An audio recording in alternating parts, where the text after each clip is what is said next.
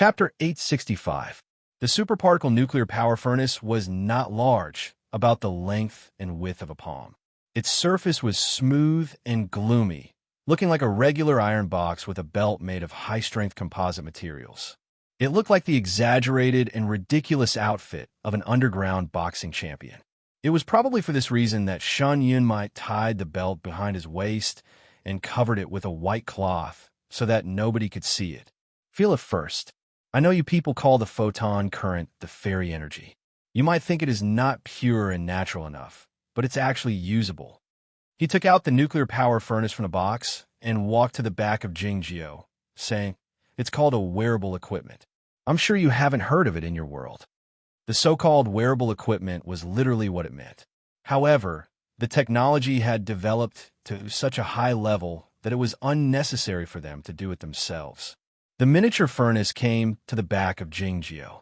The belt made of high-strength composite materials unfolded automatically and then closed, but the blue hoodie looked a bit ugly. Shin Yunmai shook his head discontentedly, intending to adjust it for Jingjiu. Jingjiu was used to being served by others, no matter if he was in Chaotian or in this world. He always extended his arms horizontally. Yet, Shin Yunmai had never served anyone before. He felt bored after doing it for a while, so he gave up and said, "You do it yourself." The wind blew over Aoyama and came as it pleased. Well, it was indeed inappropriate to use this saying in this world, and when he wore the superparticle nuclear power furnace. All in all, Jingjiu was the sect master of Aoyama. It was impossible that he didn't know how to wear clothes. He took off the blue hoodie. His perfect body exuded a formidable sword while under the dim light. I used a flying sword for a while when I first joined the army, but I found it was not suitable for me. So I changed it to a laser gun, then to a high-energy particle wave generator, and I even tried to use a Hydron for a while, said Shin Yunmai, while looking at Jingjiu. I'm a sword master in Aoyama, but I don't know much about swords. Swords are simple. The joints of the belt made of high-strength composite materials were a bit complicated, and it was made of deformable alloy. It took Jingjiu some time to get used to it. It's not simple, just like how I still don't understand how you manage to attach yourself to the sword. I'm more familiar with brainwave transference than anyone else, but, Shun Yunmai remarked sentimentally, I can't believe it has attached itself to a sword. This is very interesting. As Jingjiu set up the miniature stove, he asked casually, "Is it interesting to fight against the sea of dark matter?" A few days ago, the nuclear fleet of the planet arrived at the edge of the sea of dark matter, but an unexpected battle ensued. Even experts like Shun Yunmai and Zheng Ju were severely injured. It was easy to imagine how critical the situation was. Normally, since the Federation of the Milky Way couldn't wipe out the sea of dark matter, they shouldn't have any contact with them. It was better to observe them for a long time and destroy as many spores as possible to slow them down. There was no need to take the risk. Shun Yunmai understood what he meant and said, "You have lived for more than 1,000 years. How come you are even more childish than me in terms of politics?" The interstellar fleet consumed more than 80% of the Alliance's resources. If they observed it all year round and didn't see any serious battles, what would the citizens think? How could the military maintain its status? Did he really have to rely on killing people to establish his prestige? That would consume a lot of resources. Jingjiu thought that the Aoyama sect was the leader of the cultivation circle when he was in Chaotian, and the royal family of the Jing clan was the ruler of the human world. They had no need to worry about the distribution of resources or what others thought. You don't have to think too much about what Zheng Ju told you today. After all, it will happen 300 years later. Shun Yunmai continued while looking at the starry sky outside the cliff. In fact, I've heard the same thing when I was 11 years old. How did you feel at the time? Asked Jingjiu. Shun Yunmai pulled back his gaze and said to Jingjiu with a faint smile, "I was very happy." He had known since his childhood that the sea of dark matter was the greatest threat facing the humans. But it was not the thing he was most afraid of since his childhood. It was because of those things that the young man's spiritual world had gradually turned into a desolate desert. Now that he had suddenly found such an exciting or interesting matter, It was no wonder that he was pleasantly surprised. At the time, I thought I finally had something to do. After I found a method and sequence to ignite those stars and wiped out the sea of dark matter, I would think about and solve the ultimate problem. The smile on Shen Yunmai's face faded away gradually, and the expression in his eyes grew a bit indifferent or numb. But it didn't take me long to ascertain that I couldn't figure it out. The fact that the distant ancient civilization could ignite those stars means that the god was probably a god. Even if we could find the weapon of the planetary state and figure out the sequence and win the war, it would be useless. You know what I mean? There is only one explanation for absolute nihilism: lack of self-confidence. Having made this ruthless comment, Jing Jiao didn't discuss the spiritual issues with Shen Yunmai any further. The supermicroparticle nuclear power furnace was strapped tightly to his waist along with a clicking sound. He put on the blue hoodie again and lifted the hood to cover his face. It was because he had done it so many times that it looked natural and graceful. Sitting by the cliff's edge, Shen Yunmai supported himself with his hands on the ground, enjoying the scene in a comfortable posture. Having finished setting up the miniature furnace, Jing Jiao turned on the switch without hesitation. An extremely subtle and indescribable aura fluctuation was emitted from the miniature furnace. The miniature furnace was situated behind his waist, but the wave came from all directions and landed on the surface of his body. Jing Jiao's body quivered slightly, and then stopped moving immediately. Shen Yunmai noticed the scene, but he didn't think too much about it. He thought that Jing Jiao was a bit nervous. He curled up the corners of his mouth, revealing a knowing smile. The sword heart in the deep part of Jing Jiao's body quivered slightly, as if it had sensed something. The frequency of the wave grew faster and faster until it was synchronized. Jing Jiao was certain that this powerful energy device used the same wireless transmission protocol as the one used by the 857 base the moment he saw the miniature stove, the components, and the energy sticks inside. Yet, he didn't expect the energy supply terminal to be in such a special form. If it were General Li, Shen Yunmai, and the others, it would be the sword ghost who was in sync with the energy waves. The synchronization was completed quickly. It took only a few tenths of a millisecond for Jing Jiao to have these thoughts flashing through his mind. An invisible bridge connected the inside and outside of his body. Countless streams of energy kept flowing into his body. What was hard to understand was that the energy, which had the same origin as the fairy energy, did not show the form of light.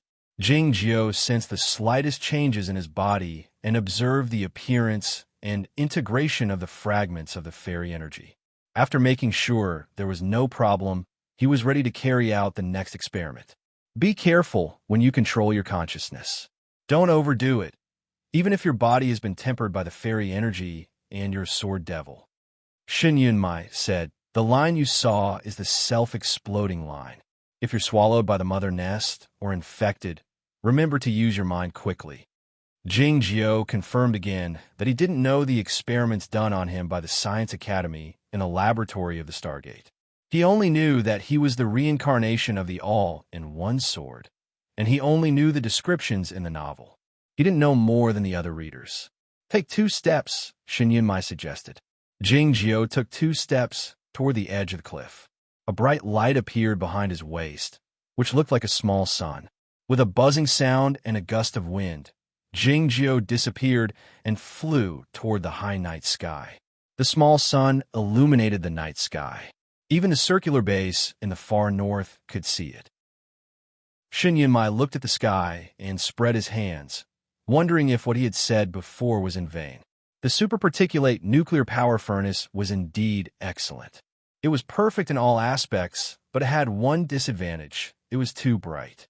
If an ascendant used this kind of miniature furnace, he would easily become a firefly in the night sky and become the focus of attention and the target of malice. It seemed that the red cloak worn by General Li was not made to look handsome. It was made of a special material that could completely block out the light. As he was thinking of all this, Jing Jiao had flown more than 10,000 miles away.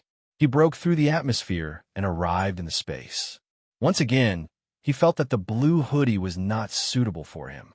The friction of the atmosphere and the overflowing energy of the miniature furnace were both irresistible to the blue hoodie. By the time he stopped, his clothes had been burned into nothingness. There was nothing left. A sword light rushed over from afar. Shin Yunmai came to Jing Jio's side. His white clothes were also burned away. "Is this the nature you pursue?" asked Jing Jio.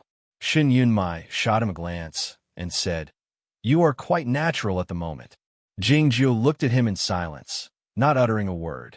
A moment later, Shin Yunmai understood what Jing Jio meant and turned his face away. The 857 planet and the circular base were the most important secrets of the military. They were strictly guarded. Only a few battleships were qualified to enter the galaxy. At the moment, only the Scorching Sun battleship and the two battleships named the Scorching Tail battleship anchored at the periphery of the distant galaxy. For some reason, the two battleships adjusted their positions at the same time, just like Shin Yunmai. The star was very dim, and its light was so weak that it could not illuminate anything. But the two streaks of white light were still very conspicuous against the dark background of the universe. The two battleships sailed slowly toward the shadowy area of the farthest planet. They removed all the monitoring devices to ensure that they would not capture any images related to the two battleships. The silence that engulfed the entire galaxy was not because Jing Jio was embarrassed. He had encountered this kind of situation many times, so he was used to it. Shin Yunmai turned his face away, not because he was embarrassed to look at Jing Jio. The silence was due to something else, something that was more embarrassing. Since their clothes were going to be burned away anyway, they adjusted their positions for a long time at the edge of the cliff. Two beams of sword light illuminated the dim universe. One of the beams of sword light turned into a dazzling sun from time to time. After a long while, the two beams of sword light disappeared at the same time. A desolate small planet was moving soundlessly not far from the star. In a few years, it would fall into the star and become a scenery that no one could see.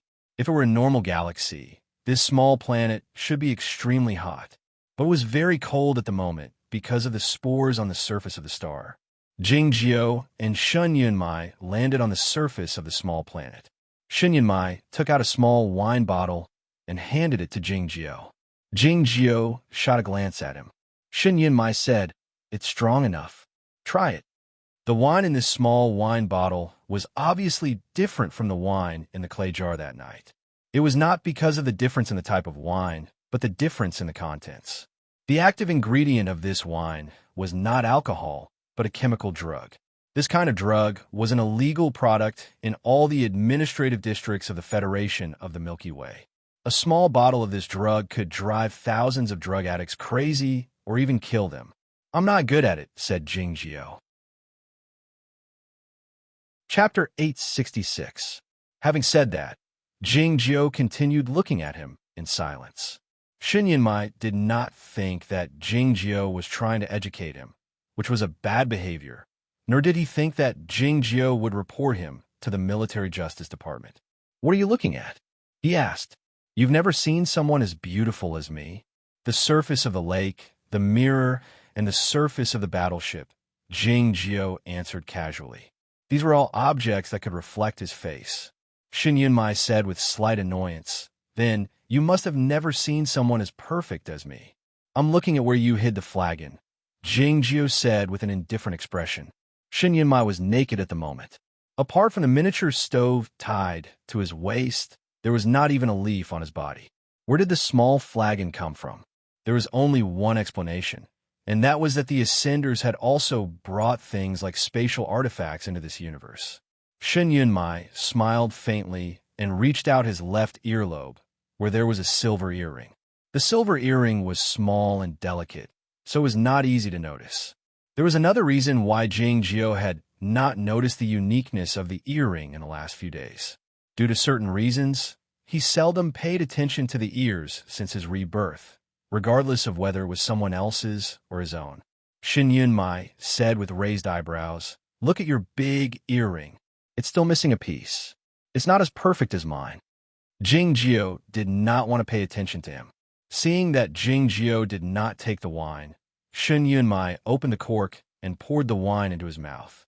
The gravity on the small planet was very weak, so the wine fell very slowly. It stretched into a smooth curve and fell directly into Shun Yunmai's mouth. A moment later, a trace of confusion appeared in his eyes, but it soon disappeared. Jingjiu had not done any experiments on this subject, and it was impossible for the clinical data of Shun Yunmai to be found on the Star Zone network. Are hallucinogenic drugs useful? He asked. Shun Yunmai closed his eyes and shook his head quickly like a puppy after a bath. When he opened his eyes, he had already calmed down. Suppressing one's consciousness to the lowest level can produce a little effect, he said in a somewhat bored tone. It's boring, Jingjiu said. If the big mouthful of wine was diluted and made into medicine, it could supply the needs of a holiday planet for a whole year. However, Shun Yunmai only had a slight reaction. He smiled bitterly and said, "This is already the latest and most powerful one. There aren't many things that can stimulate my brain. Neither the military justice department nor the police department could control him, and these drugs could not harm him. In a sense, he and Jingjiu were no longer human. Without ideals and goals, there was no meaning in living.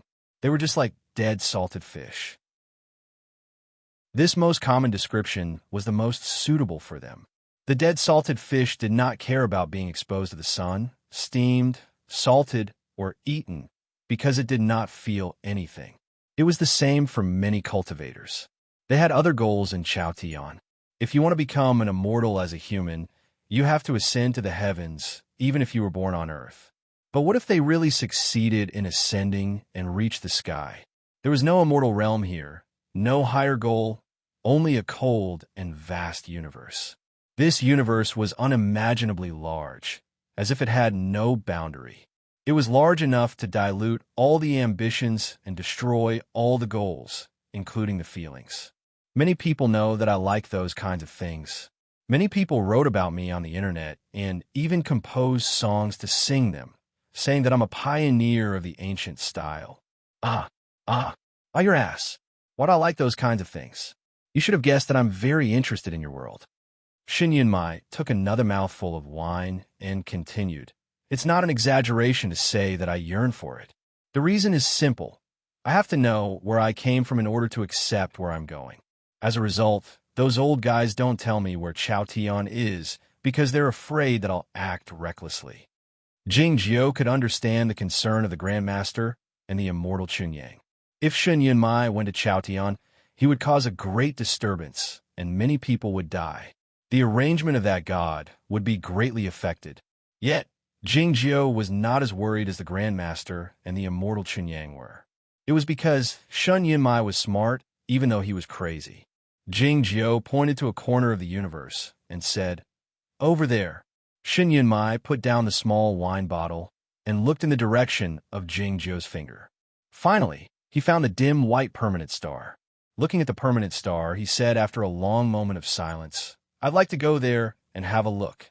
Jingjiu said, "If you go there, it'll be hard for you to come out." Shun Yunmai said expressionlessly, "I've heard them talking about it, but it's illogical and unreasonable." Jingjiu said, "It should be the interference of the superimposed waves of reality on the quantum level." Staring at the distant sun, Shun Yunmai said, "Don't think you can act like a hooligan just because you're naked. At least 3 ascendants have returned to Chaotian from the universe, and they can't ascend a second time. This is why Byron hesitated back then. Your father and the other ascendants like the immortal Chunyang don't dare go back there or even get close to it. Besides the threat of the sea of dark matter, they are also worried about this issue. The non-romantic story about the butterfly and the ocean referred to the same principle. The people on the inside can come out, but the people on the outside can't go in. It's because they're the people on the outside once they come out." Jingjiu gave a more enigmatic and hooligan reason. Shun Yunmai turned around and said to Jingjiu, "You've come out before." Jingjiu said, "I'm born as a sword for my spiritual soul, so it's different. I can also give up my body."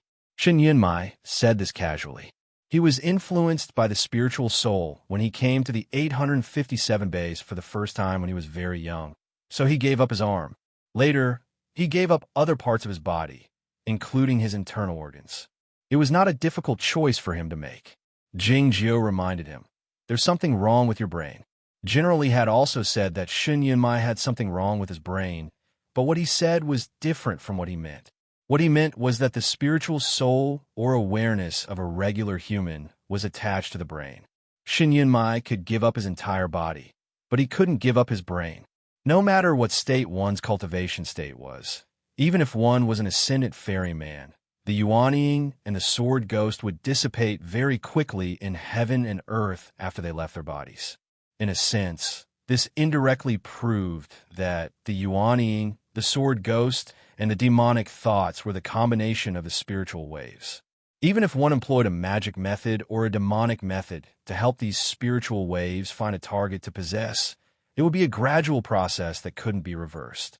If the spiritual soul could be inherited perfectly, immortality would be a simple matter. As such, Taiping Jinren wouldn't be in such a hurry to complete his important task. "We still have to find a way to go there," said Shin Yunmai. It was dark in the space. The distant white permanent star seemed to be getting closer and clearer in their sight. Through the flight test, the latest data of the superparticulate nuclear power furnace had been obtained. Before the results of the analysis from the circular base, Jingjiu had calculated that the miniature furnace could help him travel back and forth between the 857 planet and the main planet 10 times in a row if he were to use the space-class armor, and it would be easy for him to return to Chaotian. "We'll think about it later," said Jingjiu. Shin Yunmai continued, "What are you going to do? Stay in the 857 base and think about how to ignite those permanent stars, or go back to the main planet to find that person and soak in a hot spring, or go back to the Stargate to look at the oil paintings." "Where are you going?" asked Jingjiu. Shin Yunmai said, "I'm the commander of the Central Star Fleet, so I have to go to the front line. There's something I need to take care of. If everything goes well, I'll be able to see some rare sceneries on my way back." "What sceneries?" asked Jingjiu. Shin Yunmai said, "The heavenly ruler galaxy is on the verge of being engulfed. I'll go there to have a look," said Jingjiu. Although it was a last-minute decision, it was destined that this trip would not be a sudden one. Jingjiu was the chief advisor of the military, and Shin Yunmai was the commander of the Central Star Fleet. Their status and importance in the human society were unimaginably high. If they left secretly, it would cause an unimaginable uproar. Even though they wanted to avoid trouble, they had to follow the normal procedure. The normal procedure didn't mean that they had to wait for the approval. Their authority was so high that nobody had the authority and qualification to approve their trip, including generally. The process mentioned here referred to packing and dealing with some matters. After they returned to the circular base, Jingjiu told Huaxi about it and asked her if she wanted to take a look at the superparticulate nuclear power furnace.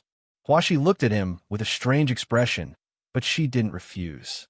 She had completed many of the calculations for the nuclear power furnace, and it was her first time seeing it in real life. Jingjiu left the room and walked along the passageway of the base, ready to go to the center of the earth to take a look at the starry sky and have a few words with Xingju. When he passed by a laboratory, he put his hands behind his back. After a long time, the light outside the window gradually dimmed. Professor Long walked out of the laboratory, ready to take a short rest. He walked to the window and looked at a black tree outside. He patted the wall next to the window with his right hand and sighed. The scene, coupled with his sparse hair and broad forehead, gave off a sense of vicissitudes of life. The wall in the circular base was made of super strong alloy, which was hard beyond imagination. It was extremely smooth and had close to zero friction. Even Mosquito wouldn't be able to stand steadily on it with a walking stick. It was unknown why his hand didn't slip. Chapter 867. The conversation between Jingjiu and Xingju at the center of the earth had no practical content. Since Sage Tseng had ascertained that Yamatai's situation was similar to what was described in the book, he paid no more attention to it. Nor did he ask Jingjiu who Hejan's father was. It should be noted that this was one of the most interesting puzzles among the readers of the path toward heaven and the players of the game. Jingjiu wasn't interested in the starry sky either. Though the real-time monitoring system was quite advanced, and all the stars in the galaxy could be seen clearly and comprehensively after filtering out all kinds of interferences, it was still not real. So, the question was, what was real? For people like Jing Jiao and Shen Yunmai, this seemingly meaningless question was their main thought activity. But they had no one to talk to, and there was no need to. It was probably for this reason that they didn't start a bloody battle the moment they met and fight until the end of the universe like in other stories. After returning to the room, Jing Jiao saw Hua she take out a black backpack, feeling somewhat surprised. This black backpack was quite similar to the one he had used before, but the material was obviously different. It's made of super microparticles. The strap is made of the same material as the belt, which can withstand super wide energy waves. In other words, you can put the nuclear power furnace in the backpack instead of tying it to your waist. Huashi continued, there are a few clothes in the backpack, made of the same material. They should be able to last for a while. Jing Jiao understood the meaning of clothes, but he didn't understand the backpack, wondering what was wrong with tying it to his waist. Seeing his expression, Huashi knew what he was thinking, saying, if you tie it to your waist, you'll look very stupid. Jing Jiao hadn't paid much attention to this aspect. He searched for it in the database and agreed with her after seeing the pictures. Early in the morning, a transport spaceship left the circular base and broke through the atmosphere, heading toward the periphery of the galaxy with its back to the dim permanent star. A sword light had already left earlier. Dozens of officers and researchers of the base stood on the grass and watched the ship leave. For some reason, the young officer didn't leave with them. He stood in a dark corner of the suite, gazing at the faces of the officers and researchers through the French window, as if he were scrutinizing something. It didn't take long for the spaceship to arrive at the periphery of the galaxy and enter the scorching sun battleship. Jing Jiao stood in front of the familiar giant window, and Hua she was brewing tea behind him. A black battleship floated in the universe outside the window in silence. The polycrystalline engine at the rear of the battleship emitted a faint blue light. The gravitational field generator at the side of the ring began to distort the starlight and had already entered the activated state. This black battleship was very similar to the one he had destroyed in the Haiyan Nebula. It had an inauspicious name, Jiaowei. The Scorching Tail battleship was Shun Yunmai's battleship, just like the Scorching Sun battleship was his battleship. According to the military tradition of the Federation, this relationship would last until they retired or died. Another secret tradition was that if he or Shun Yunmai died in the battle in the starry sky, the two warships would follow them to the galaxy, no matter how they died. Such an ancient and pedantic habit had been preserved until the era of interstellar civilization. This was something that Jing Jiao could not understand. Whether it was when he first saw these materials in the library of the Shurxin Academy, or now. The Scorching Sun battleship started up slowly along with the slight vibrations and low-frequency sounds that couldn't be heard by ordinary people. Soon after, the Scorching Tail battleship started up as well. It was a slow process for the battleship to accelerate. The black permanent star stayed behind for a long time before it completely disappeared from the field of vision. There was no emotion of parting. Jing Jiao knew that he would come back to this place. The two huge battleships were tens of thousands of miles away from each other, but they seemed to be traveling side by side, as if they were two athletes standing at the starting line and setting off at the same time. It didn't take long for the Scorching Tail battleship to surpass the Scorching Sun battleship by one body length. Then, the Scorching Tail battleship sped up until it suddenly disappeared at the entrance of the warped black hole. Along with various mechanical sounds, the Scorching Sun battleship was loaded with the composite material partitions, ready to enter the warped black hole.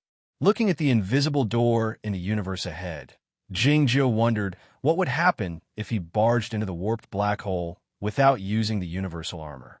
If he closed his eyes, shut off his six senses, and restrained his sword wills, would he not cause any spatial fluctuations, just like the Scorching Sun battleship? The Scorching Sun battleship passed through the warped black hole safely, without any air fluctuation.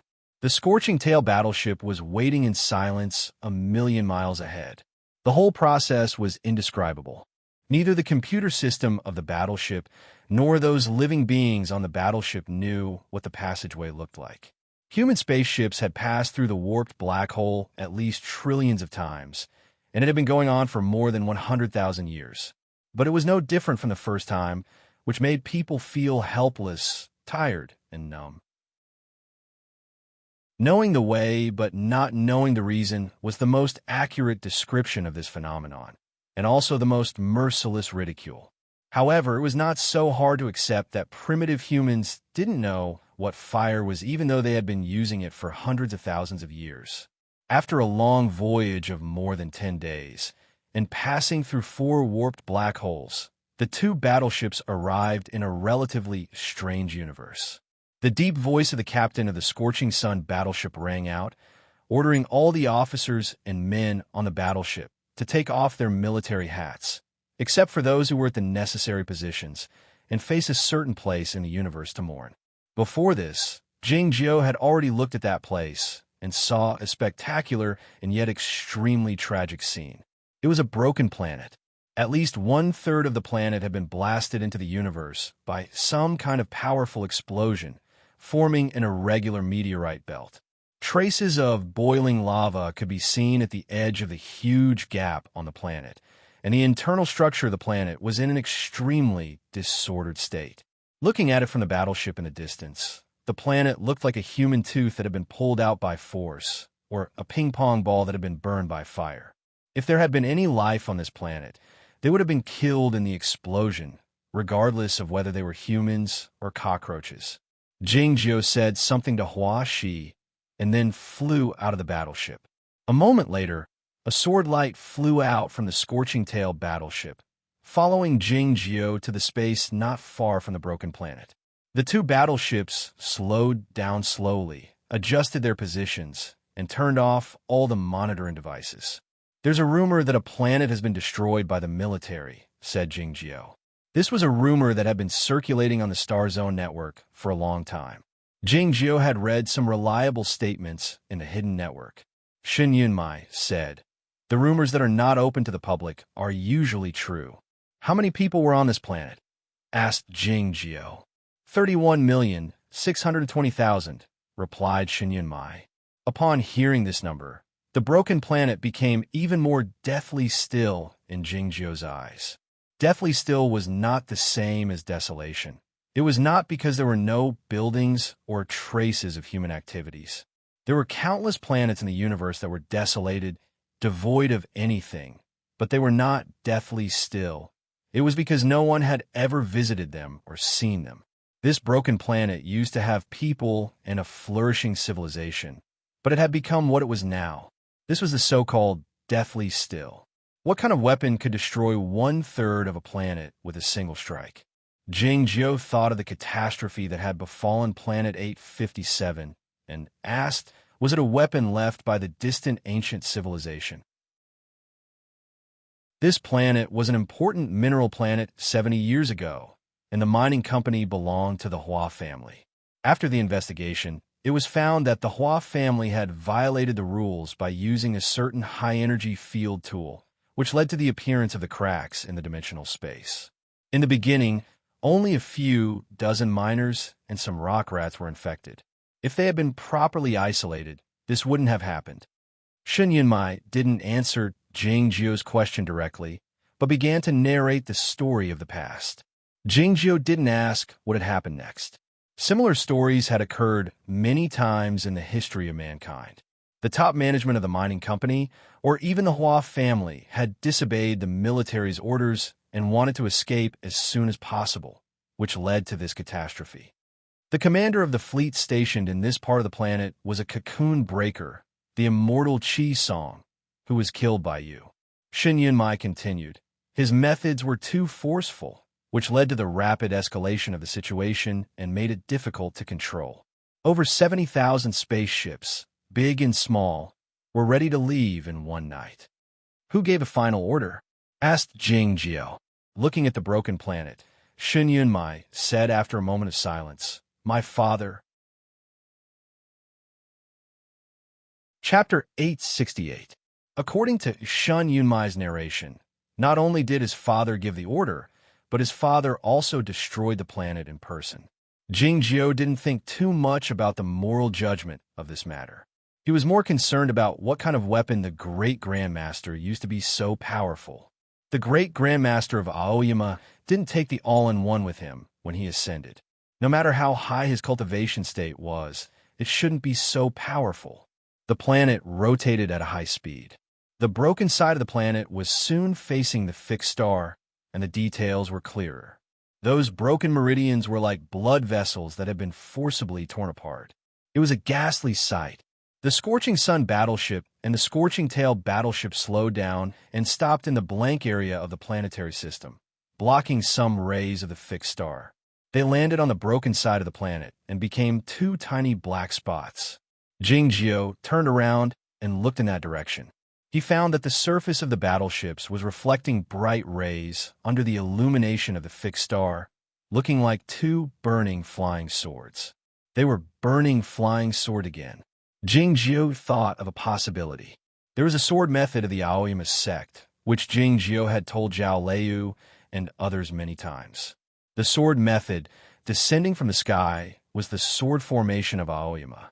If the great Grandmaster used tens of thousands of battleships as flying swords to form such a magnificent sword formation of Aoyama, how powerful would it be? Looking at the sword light in Jingjiao's eyes and sensing the sword wheels drifting out of his body, Xin Yunmai knew that Jingjiao had guessed the truth, feeling a bit complicated. I've always thought that I had the highest talent in Aoyama, though I haven't been to Aoyama yet. Jingjiao pulled his black hair behind his back and tied it up with his fingers. I'm his son after all. It seems that those old guys have a good eye for talent. I'm just a little bit inferior to you. Jingjiao said, there will be someone with the surname Peng who has a higher talent than you. Xin Yunmai didn't believe him, asking, do you have any other questions? The great Grandmaster of Aoyama used tens of thousands of battleships as the sword formation of Aoyama to launch an unimaginably powerful attack and destroy the planet. It was indeed an unimaginable feat, however. There was still a huge gap between this and the star level. It was impossible to complete the plan to ignite a star, and it was not even comparable to the bombardment that Planet 857 had suffered. The weapon that could annihilate all life on the planet was more precise and subtle, obviously of a higher level. Therefore, there was no problem with Jingjiao. He was more concerned about another matter and asked, how did you do your hair just now? The Scorching Sun battleship and the Charred Tail battleship continued heading toward the universe. As usual, Jingjiao stood in front of the window and looked at the countless rays in the dark universe silently. Huashi sat in the chair and brewed tea, but her gaze fell on his black hair. Jingjiao's black hair was very smooth, just like the super alloy walls in the 857 ring base. Not even dust could stop on it. Things that were too perfect were hard to take care of. Most of the time, his hair was left loose, and it was rare for him to have it styled like this. The universe in front of him was like his black hair getting darker and darker. One day, more than 100,000 stars suddenly appeared. They were the Star Core fleet and the Star Chain fleet. More than 100,000 battleships of various models and the observable celestial bodies were in a relatively stationary state, becoming the stars in the sky. The Scorching Sun battleship and the Scorching Tail battleship had slowed down a long time ago. They entered the fleet smoothly and turned into two stars. More than 100,000 battleships were scattered in the vast universe among more than 30 planetary systems. The permanent star of the nearest planetary system was still bright, illuminating the 13 planets belonging to it. The third planet was very lively. One could observe the mushroom clouds rising from the ocean and the torrents that looked like lightning from a long distance away. The sun of this planetary system was a yellow dwarf star with a uniform color and few storms. It was in a calm state and was named Topaz by the Astronomical Department of the Federation Committee. According to the usual practice, this planet was naturally named Topaz number 3. It wouldn't be renamed unless a memorable battle or historical event took place here one day, or an important figure expresses love for the planet. Topaz number 3 had been an important administrative planet in this part of the universe. It had become a true war zone after being invaded by the Sea of Dark Matter. It was unknown whether this planet would become a bright paradise or an empty hell in a dozen years. The small battleships and various transport spaceships landed or departed from Topaz number 3. It was a busy scene. It was rare to see such a scene, even on the most important transport planet, which was the Warped Hole. This planet was similar to Planet 857, but it was much livelier. In addition to the black and white colors that represented the deathly stillness, many other colors could be seen on the surface of the planet, like the green color that represented life and the blue color that represented the ocean. The green patches were not large and were scattered all over the planet, looking like mosses. There were military bases near the green patches. The base closest to the equator had the largest surface area. It could be seen very clearly even from space. The hexagonal outline of the base looked like 6 swords extending in all directions. The hexagonal building was the isolation area and the killing area of the Blood Thumb. There were all kinds of equipment in the hexagonal building, which was responsible for disinfecting the machines and the soldiers returning from missions. Along with the thudding sounds, a combat mecha would land on the outskirts of the base from time to time. These mechas were more or less damaged, with black stains everywhere on their surfaces. The combat mechas and other equipment had to be disinfected after they returned to the base. The most effective and fastest method of disinfection was to use high-energy light and heat. Even though the rooms were tightly shielded, one could still see the dazzling light leaking out from time to time. Looking from a distance, they looked like the illumination of a hexagonal star, looking beautiful and solemn. However, for the soldiers and the combat mechas, the long-lasting high-energy light and heat disinfection was a painful process. Even though the life support system of the mechas could provide sufficient protection, the super intense radiation would still cause great damage to their bodies. Fortunately, the technology was advanced, and the gene modification and related drugs were very convenient to use, so the damage was not irreparable. Like the automatic cleaning workshops of the floating cars, the passage leading to the interior of the base would open after the light and heat disinfection process was finished and the dark spores were found after careful inspection. Along with the deep and low sound of an electric machine, a heavy mecha with many scars all over its body was sent out from the automatic passage. The hatch opened, and a burly colonel jumped out. Due to some special reasons, Huangyu 3 still needed ground troops. Most of the combat missions were handed over to attack-type warships. Those who were qualified to go out alone were all experts of the military. Only experts of this realm could retain a certain amount of combat ability when their mechas were damaged. This burly colonel was an expert of the Star Realm. He took a sip of the hard liquor the orderly handed him and looked at the remote monitoring tower in the depths of the base. He frowned and asked, "Who's here?" There were more than 10 military officers standing below the remote monitoring tower, including the highest-ranking director of the base. Even he was not qualified to go up the tower with the colonel, so it was easy to imagine that the person who had come was definitely not an ordinary person. The orderly glanced over nervously and said, "Commander Shun and the advisor." Logically speaking, the whereabouts of such important people was top secret, but for some reason, all the combat troops on the planet now knew about it. The colonel thought about how he had been fighting on this planet for more than a year, but in the end, these important people. His expression became gloomy, and he smashed the glass in his hand onto the ground, shattering it. In the wars of the interstellar era, the warships played the most important and even the only role. Maintaining military bases on the surface of the planet and dispatching a large number of ground troops seemed to be a foolish and uneconomical move. Jing Jiu knew the history and the specific situation of Huangyu 3, so he understood that this was a last resort. Apart from being an important administrative planet, this planet was also rich in minerals, some of which were very rare in the universe. The element sequence of this mineral was 9,447, and it was temporarily named Huangyu, just like this planet. It was unknown whether it would have its own special name in the future. The element 9447 was very rare and not widely used, but it played an important role in some key technologies, and there was no substitute for it. The Federation of the Milky Way needed this mineral, so they had to recapture this planet.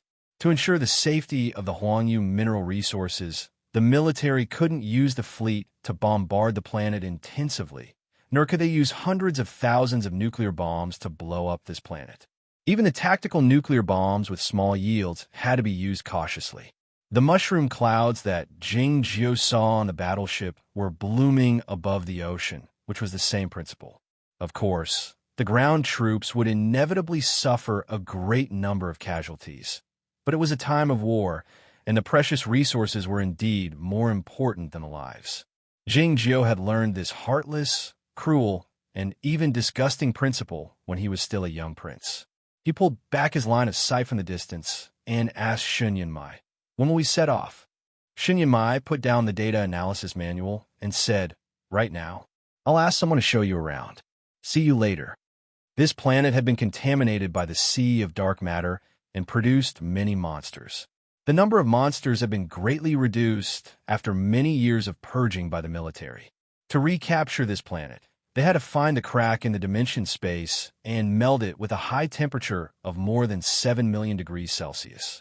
This was what Shun Yunmai referred to when he told Jing Jiu that he had an important matter to deal with on the 857 base. He was the commander of the Central Star Fleet, so it was not his place to take the risk. Yet, he was the strongest swordsman in the military, so it seemed reasonable for him to take the risk himself. "I'll go and have a look," said Jing Jiu. "I've posted a Q&A on the official WeChat account. You can check it out. The plot of the Tao, the whole universe, the past, life, and writing are all covered. It feels good to do it again after 3 years." In addition, I've received a message from the publishing house in the afternoon that the second volume of the Tao will be published tomorrow. I strongly suggest that those who need a physical book buy it. It's not a matter of earning money. It's a matter of liking the book. I really like the book The Path Toward Heaven. Jing Jiu is an awesome author. Chapter 869. I'll go and have a look too. You should go and take a look. This sentence had appeared many times in their conversation. That day in the city of Planet 857, Shun Yunmai said that it was impossible to travel across the vast universe, and that leaving the local galaxy to seek for a new life or home was a dead end.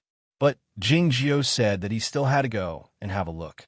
Later, Jing Jiu said that it would be hard for him to come back after he went to Chaotian.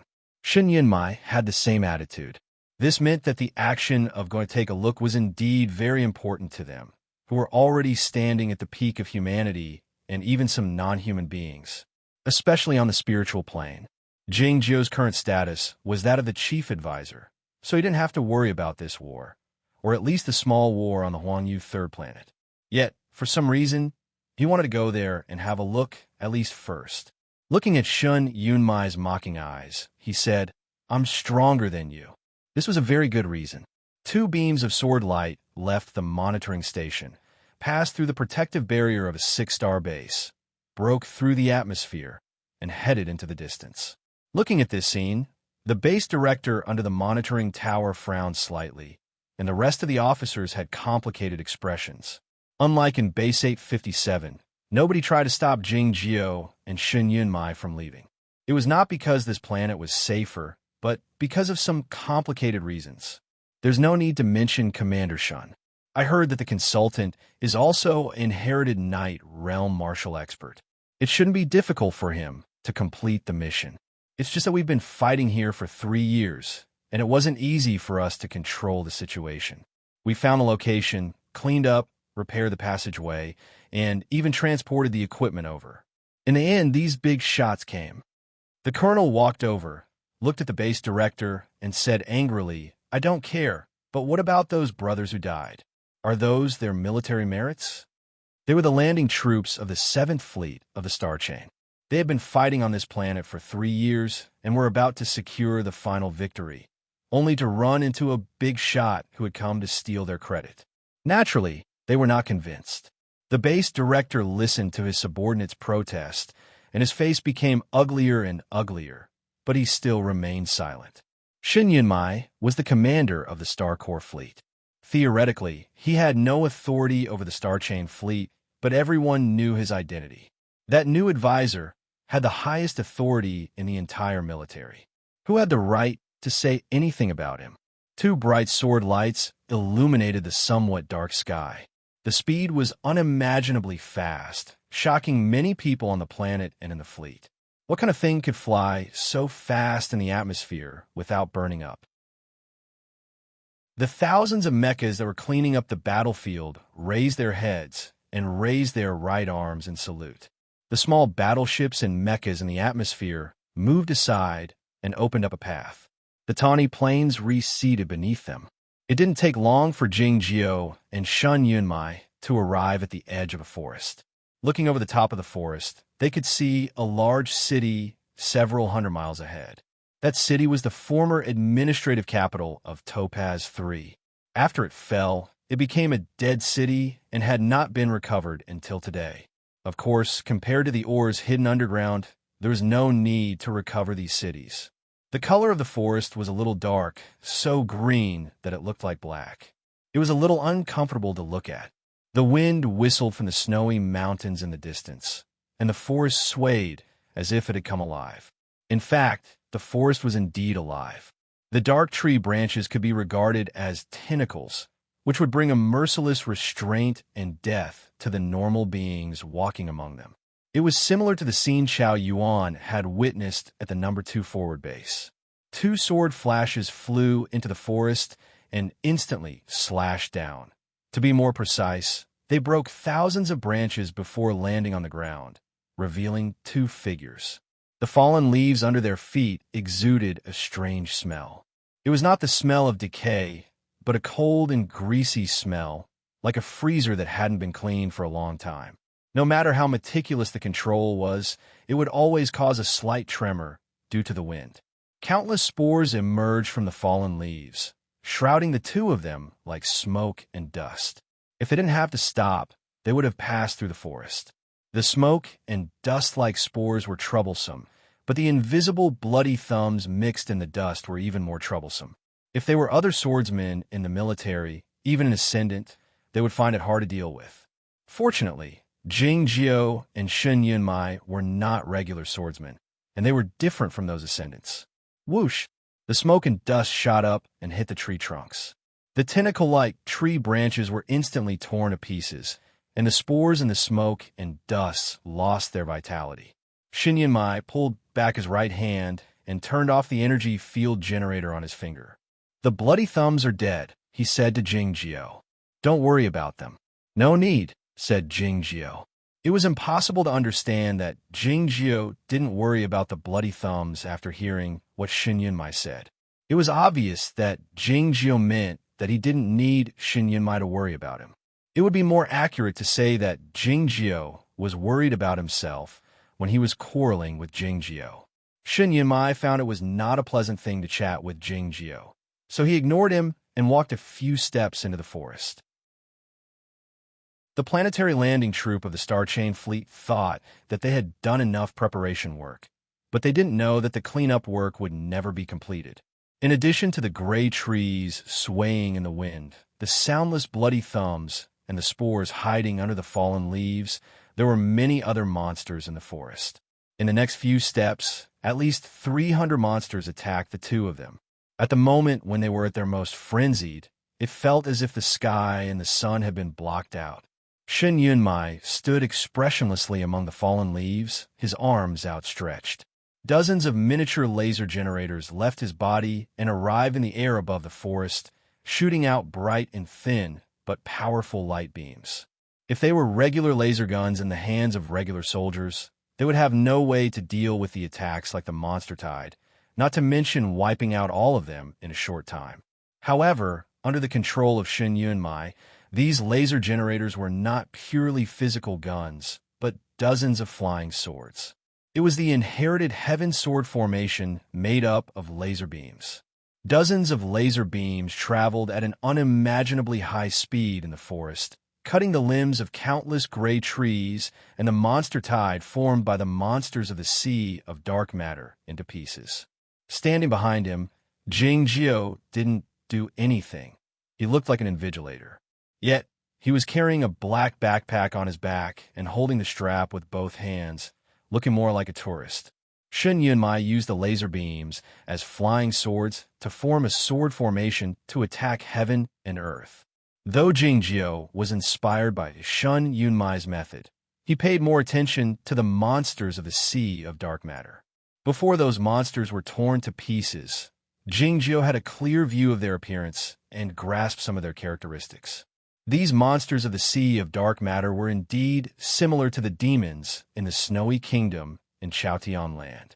Most of them were like the snow beetles of different states, and some of them were like the huge silkworms, but they were superior in both strength and speed. In addition, these monsters were more indifferent to their own lives than the demons in the Snowy Kingdom. It seemed that they were controlled by a unified will and had no instinct to survive.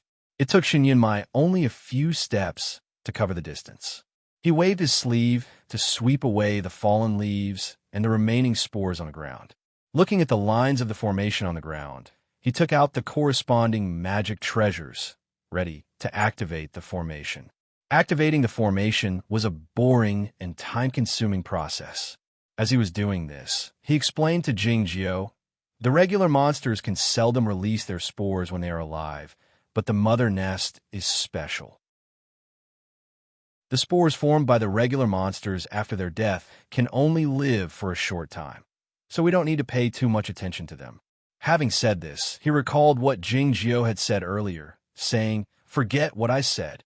It was true that Jingjiu didn't pay much attention to what he said. His line of sight passed through the smoke of the spores and the tentacles of the trees and landed in a distant place. "Someone is coming," he said. Countless spores and invisible bloody thumbs gathered together again, looking like a tornado. Though many humans were not afraid of being bitten by mosquitoes, they didn't like it. Shen Yunmai didn't like it, and he didn't want to face those humans who had turned into monsters. He turned his palm toward the ground. With a loud boom, a ball of fire broke out in the forest. It was extremely bright and surged like lava, spreading in all directions. In an instant, the temperature in heaven and earth rose to thousands of degrees Celsius. The formation on the ground was not affected at all, and the smoke and dust formed by the spores and bloody thumbs were purified in an instant. Soon after, numerous muffled sounds rang out in the forest. It was unknown how many monsters were burned to death. It was a high-temperature deflagration bomb made of crystals. It sounded ordinary, but it actually possessed unimaginable power. After the bright flames disappeared, an empty space with a circumference of a few square kilometers appeared in the forest. Apart from Shen Yunmai and Jingjiu, there was nothing else in the area, let alone any living beings. Looking at the remaining light blue flame on Shen Yunmai's right hand, Jingjiu reminded him, "It's burnt." Shen Yunmai replied carelessly, "I don't need money to change my skin." The formation on the ground was still in the process of activating. The lines of the formation were glistening. The sound of friction rang out again in the forest a few kilometers away. Many human-shaped monsters could be vaguely seen rushing toward them at a high speed. It was a troublesome thing to be immersed in the scene. Although they knew they were monsters, they were more likely to feel scared when they rushed toward them like a tide, because they looked like humans. Fortunately, they were not human beings, so they wouldn't feel scared like other human warriors. They might even be reluctant to attack them. Shen Yunmai became impatient when the formation was activated. He took out a thick tobacco and lit it with the inextinguishable flame on his right hand. "Many people are looking at you at the moment. You're the future leader of the human beings, so you should seize the opportunity to show off your skills," he said. Jingjiu thought he was not an actor, so he said no. His answer was still as simple and boring as before. Chapter 870. All of a sudden, Shen Yunmai let out an odd smile. He reached out his left hand, which was holding a piece of tobacco, and pulled out a rope from his earlobe. The rope did not look ordinary. It was dark green in color and glowed like jade. It lengthened with the wind and twisted on its own, tying both of Shun Yunmai's hands together. Jing Jiu recognized that the rope was a magic weapon made from the real root of the Penlai Divine Island.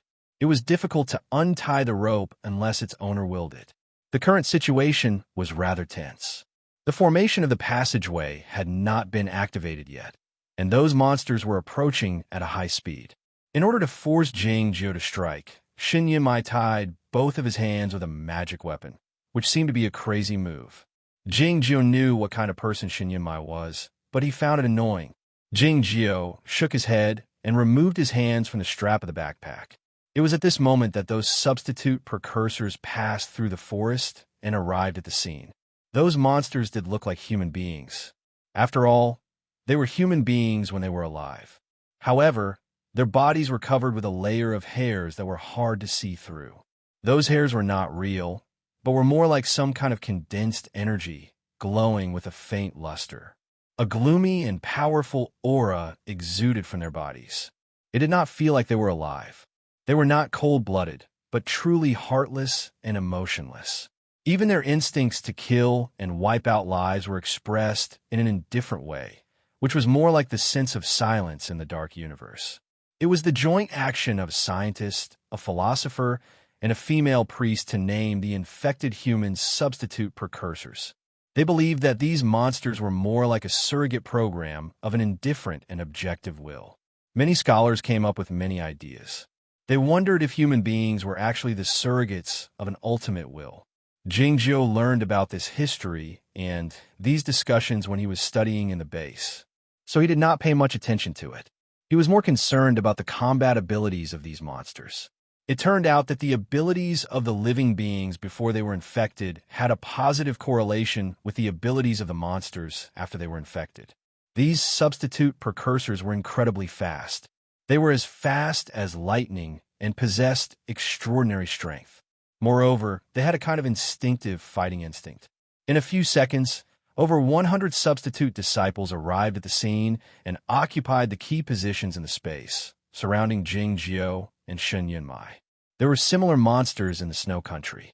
Those monsters were the servants of the Snow Girl, and they were very powerful.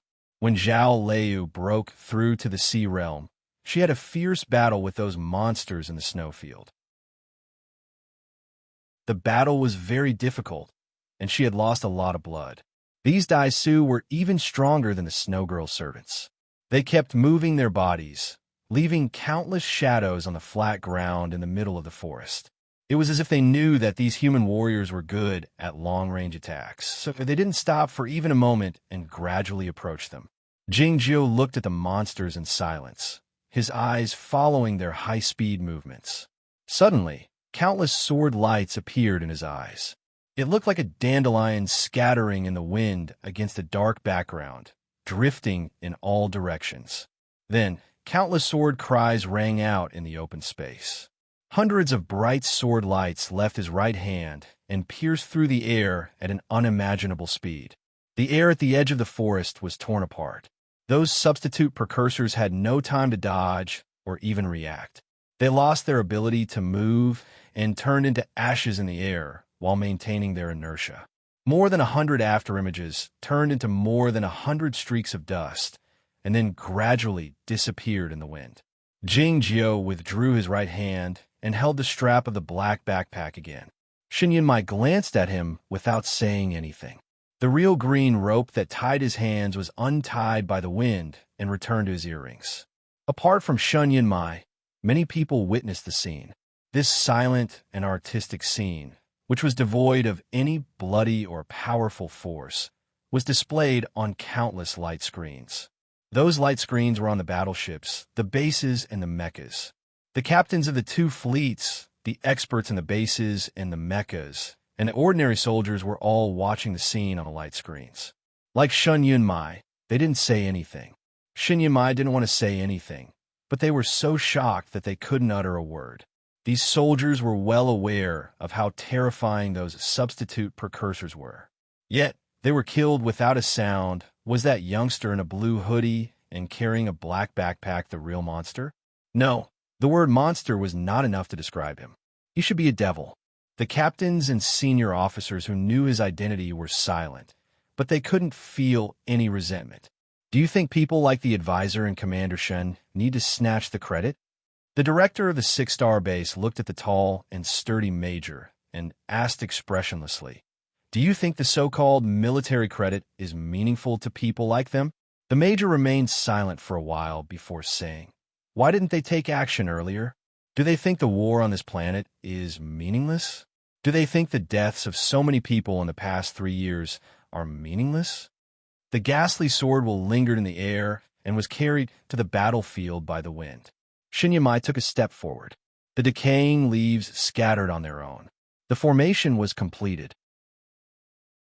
Along with a loud rumble, a thick super-alloy door was opened, revealing a dark and gloomy passageway. It took Tsingju 30 days to set up this formation. Even though he used his formation decrypting method and talisman weapons, it was still quite troublesome and time-consuming to dismantle it. Isn't there a passageway leading to the underworld at the end of the 1,000-mile wind corridor? But those scholars used a mountain to suppress it, didn't they? Yes.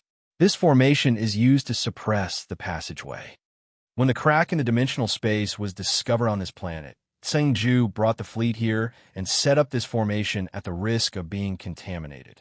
This formation slowed down the expansion of the crack in the dimensional space by 30,000 times. That's why this planet has survived until today, and it seems that it is possible to recover it. All this happened 9 years ago. They didn't have time to chat at the moment. These conversations took place while they were traveling through the long passageway of the formation. At the beginning of the introduction, they had just left the forest. In the end, it was something that happened 9 years ago. They came to a place deep underground in the administrative capital and stood in front of the dimensional rift. This was the first time Jing Jiao had seen the crack in the dimensional space with his own eyes, and he found it was quite different from what he had seen in the images. Any change in the images would result in the loss of information, so it was impossible to display the unique, unreal feeling of the crack in the dimensional space. The crack in the dimensional space was transparent, but it had a clear boundary, like a glass wall without any thickness. Looking at this transparent wall, Jing Jiao recalled the barrier set up by the previous swordsmen of Zhongzhou School at the bottom of the Fallen Soul Valley. That boundless, huge, transparent wall separated Chaotian and the underworld.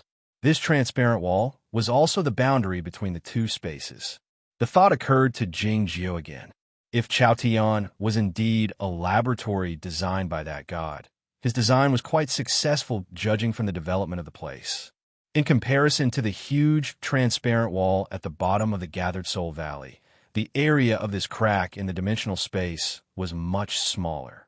Two faintly discernible curves gradually drew together and met 11 meters away, forming a closed loop. It was a strange world on the other side of the transparent surface. It was indescribably gloomy and dark, devoid of any life energy, but it was a kind of magic to the living beings. If the living beings stared at the other side for too long, their spirits would fall into the abyss, never to return. If one pulled back his gaze from the other side, he would find that this crack in the dimensional space looked like a huge eye. The two curved lines converged very smoothly, so this eye appeared very beautiful, even a little charming, but it made people tremble with fear. This crack in the dimensional space couldn't expand. It was because Tsingju had taken the risk to set up a powerful formation here. Many smooth flat plates were embedded in the surrounding rock walls. The flat plates were made of a special material, on which many amulets were engraved by a laser. This was what a saint would do. Shin Yunmai turned off the monitoring and communication equipment and took out a strangely shaped jet device, preparing to melt it. Jing Jiao remarked, "Someone will think that we are trying to steal the credit. Do you think I care?" Shin Yunmai sneered and pulled the trigger. An unimaginably bright light and heat shot out and bombarded the crack in the dimensional space. "Dead people?" asked Jing Jiao. "What do I care about if they are dead? Shen Yunmai's line of sight passed through the light and heat particles of more than 7 million degrees Celsius and rested on the huge eye that was closing slowly, looking rather grim. His task was to come to the Huangyu number 3 planet to melt the crack in the dimensional space. The reason why he didn't carry out the task until now was simple. The superparticulate nuclear power furnace developed by the 857 base had just succeeded. General Li had conducted an experiment on that mineral planet, and Shen Yunmai and Jing Jiu had conducted a second experiment in space. Today was the first time that the furnace had been put into use.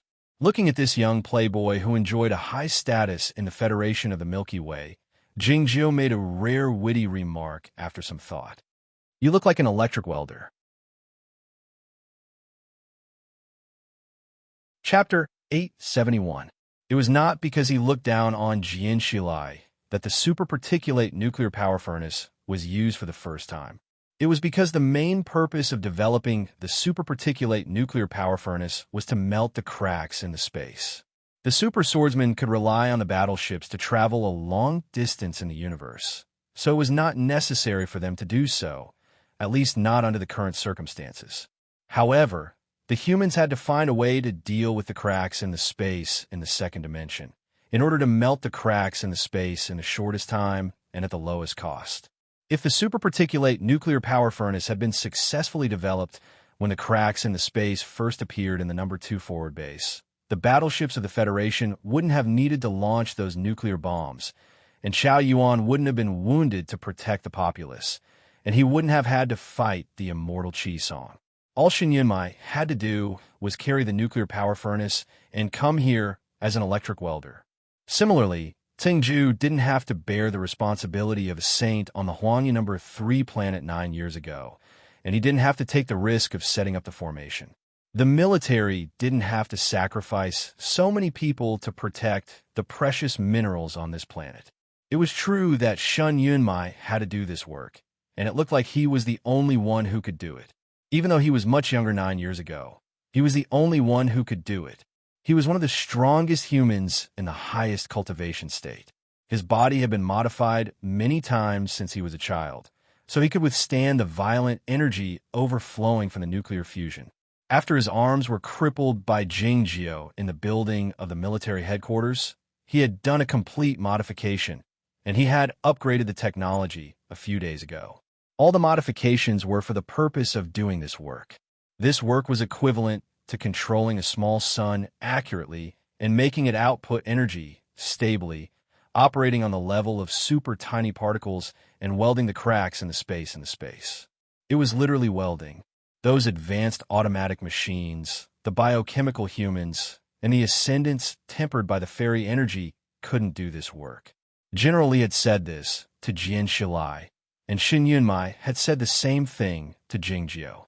The cultivation practitioners in Chaotian had no idea what kind of power the integration of the two civilizations would have. This was the proof. Even though the two civilizations had integrated, it was still difficult to merge the crack and separate the two worlds. The nuclear furnace whose output was beyond the limits.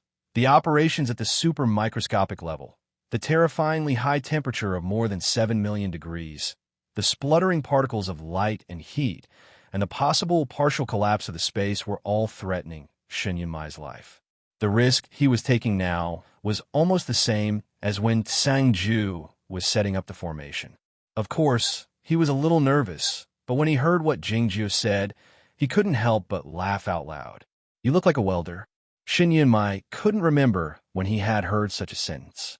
It might have been when he was very young, but he was sure that he had heard it before. When he heard those words when he was young, he laughed out loud while he was crying. Then, he cried even louder. That sentence was so humorous, yet so sorrowful. It was filled with endless powerlessness and despair.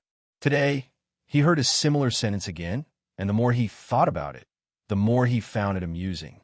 His laughter grew louder and louder, and even his whole body began to tremble. He was as beautiful as a flower, but his hands were as steady and unmoving as rocks that were billions of years old.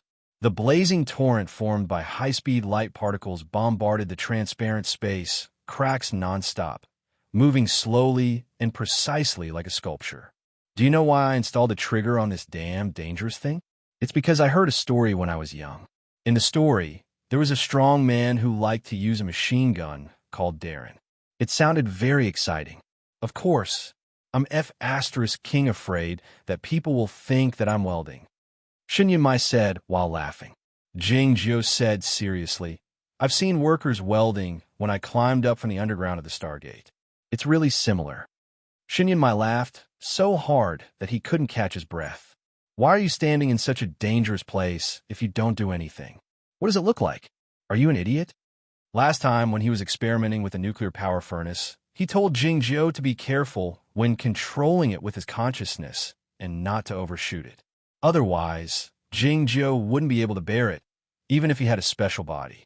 Today, his nuclear power furnace had been overshooting for a long time. There was a self-detonation line in the control system of the nuclear power furnace, which was a design requested by General Lee.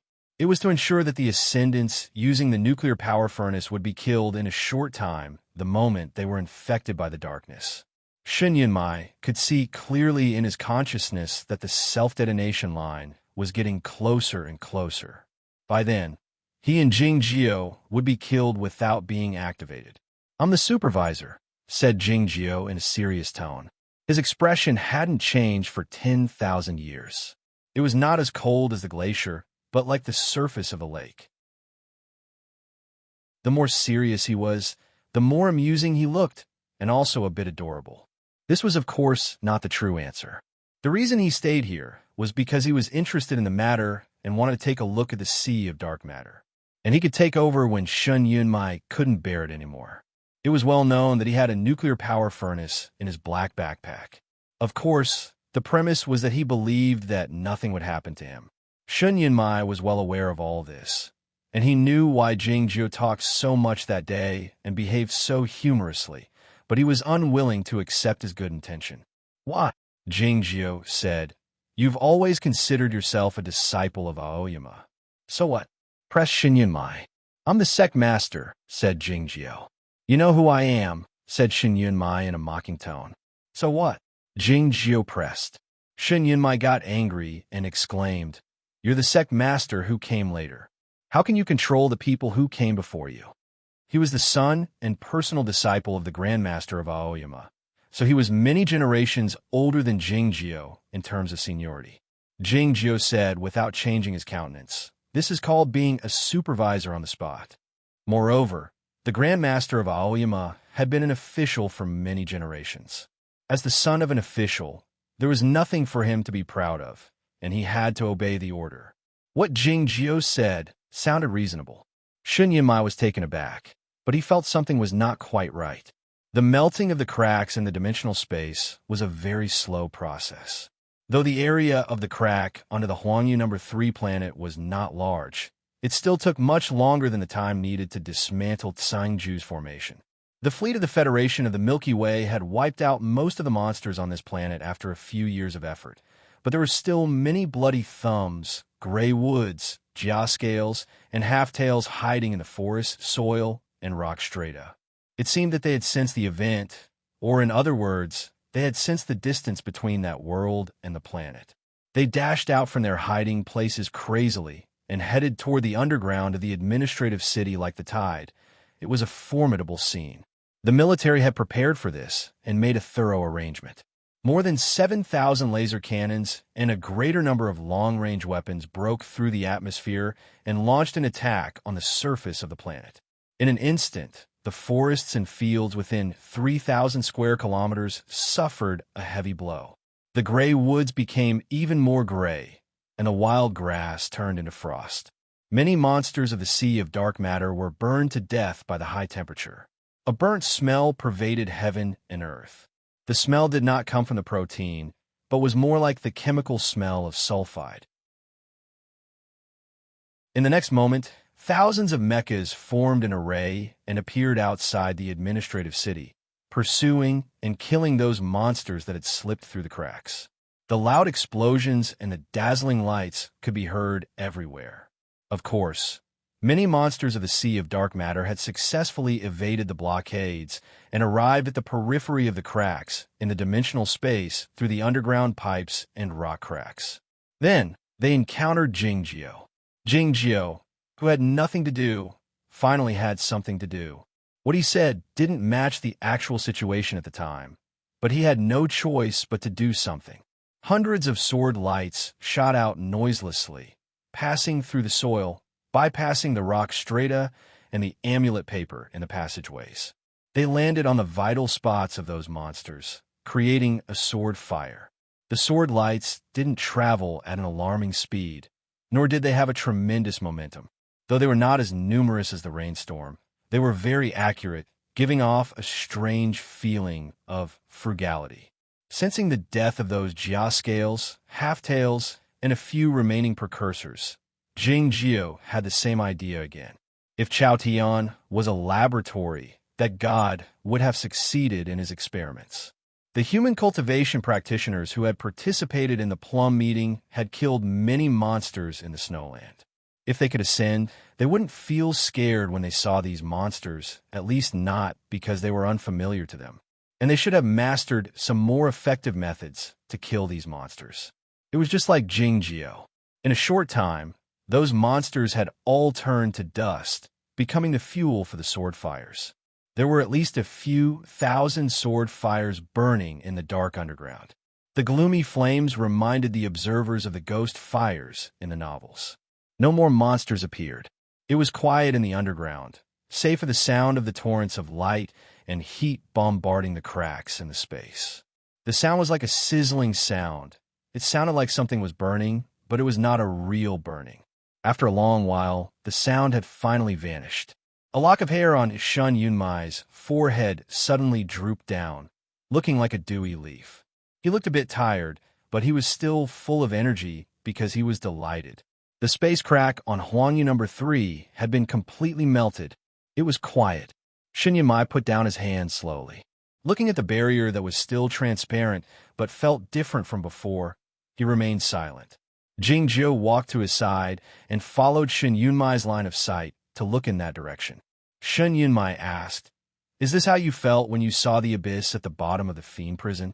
"This is the real abyss," said Jingjio. Chapter 872. The space barrier at the bottom of the fiend prison and the space barrier at the bottom of the Gathered Soul Valley were as transparent as this space crack. One could see the abyss after passing through the transparent wall. When one looked at the abyss didn't actually look at one. It was merely there. The abyss that Jingjio had seen back then was the empty space between the human world and the underworld. He knew what was on the other side, so he didn't feel scared. He didn't feel scared of those life forms that had been contaminated by the Sea of Dark Matter, not even the mother nest that he had encountered. It was the other side of the universe, or even the truth of the universe, that made him feel uneasy. Shun Yunmai said, "You can think of it as the real abyss, but I think it's more like a well or an undercurrent of the Sea of Dark Matter leading to the main universe." Jingjio had learned a great deal about the Sea of Dark Matter after studying on the 857 base for 9 days, so he knew what Shun Yunmai meant. The human civilization had predicted the existence of the dark matter since the distant ancient times, but they hadn't discovered it yet. It wasn't until more than 100,000 years ago that the space cracks appeared in the universe, and the humans saw the patch of ocean through their eyes. The space cracks appeared in various ways. They seemed to have no regular pattern and were more like random behaviors. However, after analyzing the data of a great number of cases, the humans came to a bewildering conclusion that the space cracks appeared as a result of the human activities. As the humans used the gravitational field and the spaceships in the curvature drive to travel more and more warped voids, the frequency of the space cracks increased. According to the calculations and deductions of the scientists, the phenomenon was probably caused by the gravitational field and the spaceships in the curvature drive. It was easier to understand why the space cracks appeared as a result of the warped voids.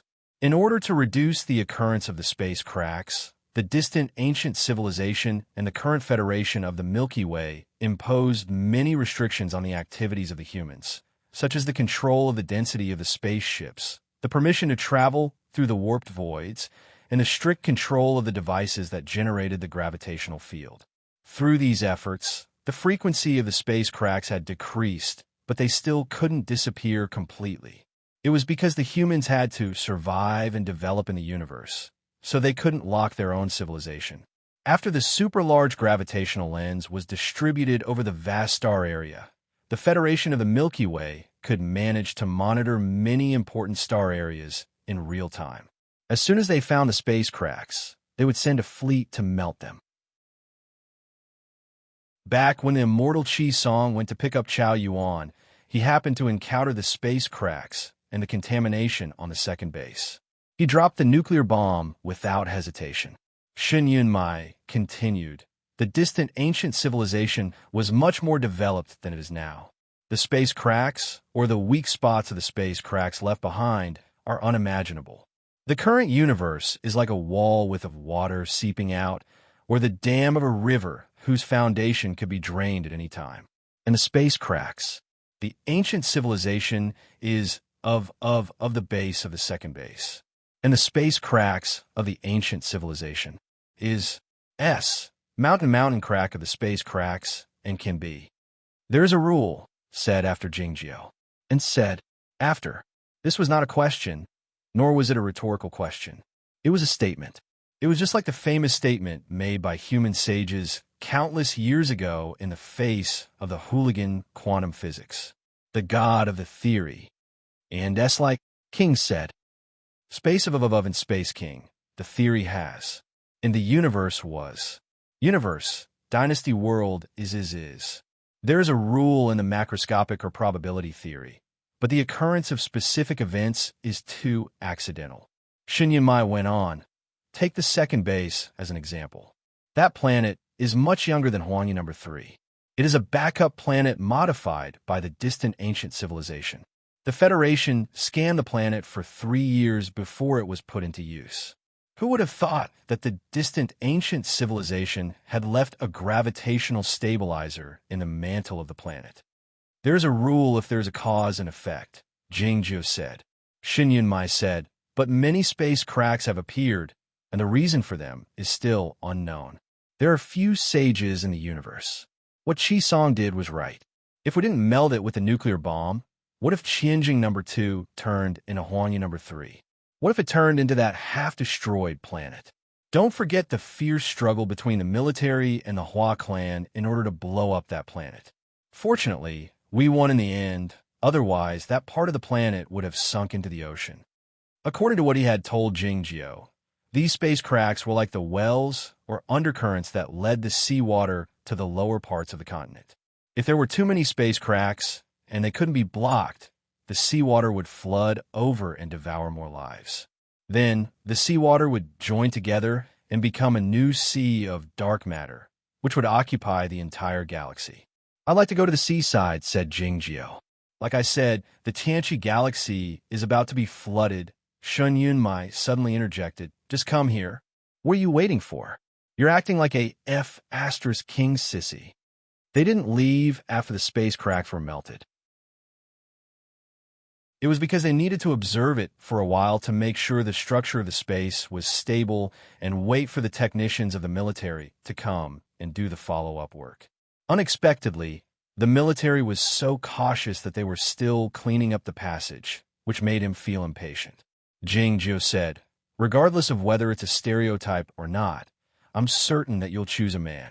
Shen Yunmai said after some thought, it sounds reasonable. No sooner had he said this than a muffled thunder-like boom burst out in the passage. A great amount of soil rolled up and down as if there was an earthquake. In the next moment, countless rays of sunlight shone down from the sky, illuminating the gloomy space. 6 large engineering armors began to work violently. It took them only a short time to dig deep into the ground. The engineers of the military who were equipped with the combat armors flew down from the ground and started to install the equipment and monitor the space data. They seemed to be very busy. However, when the 2 figures broke through the sky and left, everybody's gazes left their workstations and looked at the sky, full of awe and complicated emotions. Jing Jiao and Shun Yunmai didn't return to the battleship in the space. Instead, they went back to the base on the hexagonal star. They didn't do it to show off, nor did they do it to receive the attention of the officers and soldiers. They did it to disinfect the place. Shin Yunmai walked out from the isolation cabin, looking a bit pale. It was evident that he didn't feel well. He wasn't equipped with the full isolation armor, so he couldn't disinfect the place with high temperature and light. As such, he had to resort to other methods. Jing Jiao's method was much simpler than Shin Yunmai's. He used the sword fire to burn his hair, his earlobes, his toes, his insides, and his black backpack. Jing Jiao raised his eyebrows slightly as he looked at the fading yellow-brown ground and the shape of the hexagonal star. The space from the base on the hexagonal star was actually a cylindrical passage. The battleship was in the passage at the moment. The barrier of the passage was a gravitational field, which was responsible for isolating the air from the outside world and preventing the blood thumbs, spores, and dark energy from overflowing into the passage. This was, of course, an excellent method, but it was too exaggerated. More importantly, if the gravitational field was abused like this, the space cracks would continue to appear. A light battleship left the Topaz No. 3 planet and flew toward the outer part of the planetary system. Soon after, the Scorching Sun battleship and the Scorching Tail battleship left the planetary system and flew toward the depths of the universe. The whole process was soundless and inconspicuous. Apart from the captains, senior officers, and engineers, no ordinary soldiers knew that the two bigwigs with the highest authority in the military had been here and fought shoulder to shoulder with them. They did it in the manner of leaving in a huff. The Scorching Sun battleship was filled with a cheerful atmosphere, and so was the Scorching Tail battleship. The battle on the Topaz No. 3 planet had come to an end. More than 100,000 soldiers would have a long vacation. They could go to a vacation planet to enjoy themselves, or go back to their hometown to visit their families. Of course, the officers and soldiers on the Scorching Sun battleship and the Scorching Tail battleship didn't have such a privilege. It was because Jing Jiao and Shun Yunmai wanted to go to the heavenly ruler galaxy to look at the sea. As the voyage continued, the position of the sea of stars changed constantly. The seeing nebula ahead was sometimes clear and sometimes blurry. Gradually, the number of permanent stars on the battleship decreased, and the universe grew darker. It was not because they had arrived outside the planetary system. It was because many permanent stars had disappeared into the darkness, like the 857 base. Where was the sea of dark matter? It was this shapeless sea that darkened everything. I wish everybody the best. Chapter 873. Disappearing into the darkness did not mean that he was dead. In fact, none of the stars in this universe had truly died. It was just like the star in Galaxy 857. The surface or the nearby outer space was blocked by dust-like dark spores. The light and heat gradually accumulated in the enclosed space, and no one knew when they would erupt. This is a slow process. There's no need to worry about the collapse of the star in a short period of time. In addition, the lack of illumination from the fixed star will lead to a drop in the temperature of the galaxy, which will be troublesome for the low-level civilizations. Fortunately, the humans don't have to worry about these problems now. Shin Yunmai's voice rang out in the battleship. At this time, the Chartail was millions of kilometers away. Using the miniature warp hole communication technology, there would be no delay in the conversation. Just spores? Jing Jiao asked. The number of organic matter in the universe was relatively small, so why were there so many spores, enough to block star 857 and the stars in front of it? He felt that there was something strange about those black dust particles. Shin Yunmai said, the density of the sea of dark matter can't lower the temperature of the permanent star for the time being, but has slowed down the speed of the photons and other particles, which is why the star has become dimmer. This explanation was reasonable, but it was not enough to convince Jing Jiao. As he was about to ask more questions, the Scorching Sun battleship started to decelerate with a slight quiver. In the distant universe, the Scorched Tail battleships began to decelerate at the same time and then change their course. We'll arrive at the seaside, after we go around the big goat black hole. Get ready, Shinyanmai said and turned off the communication device. After passing through the warped black hole and bypassing the large goat black hole that had become a legend in the Federation of the Milky Way, he arrived at a corner of the local galaxy. The universe was still incomparably dark, and the distant stars were hard to see in the endless void ocean. A bright starry sky appeared in front of the two warships. The Star Chain Fleet's reconnaissance fleet was on a mission here. More than 7,000 battleships were in space, facing that dark world from afar. They looked like countless people carrying surfboards and preparing to go into the sea. The spores sprayed by the uninfected life forms were the medium. The spreading speed of the sea of dark matter was extremely slow compared to the speed of the celestial bodies in the universe, and there were no waves. In other words, these battleships were on the shore, but it was unknown how far they were from the coastline. It was evident that the military was well aware of the scope of the sea of dark matter. The science and technology of the Federation of the Milky Way couldn't detect the existence of the dark matter, not to mention capture it. How did the humans determine it? An invisible light curtain hung down from the floor-to-ceiling window and quickly thickened, forming an extremely complicated three-dimensional star map. The dim spots were the permanent stars, the densely packed bright spots were the battleships, and the dark space was the sea of dark matter. Jing Jiu looked at the star map in silence. He was not bothered by this question because he already knew the answer when he was at the base.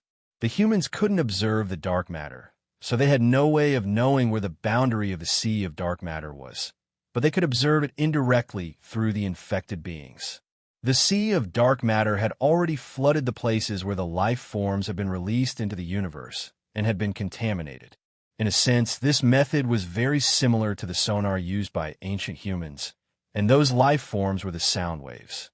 Of course, these life forms could also be regarded as scouts, but they carried out a mission of no return.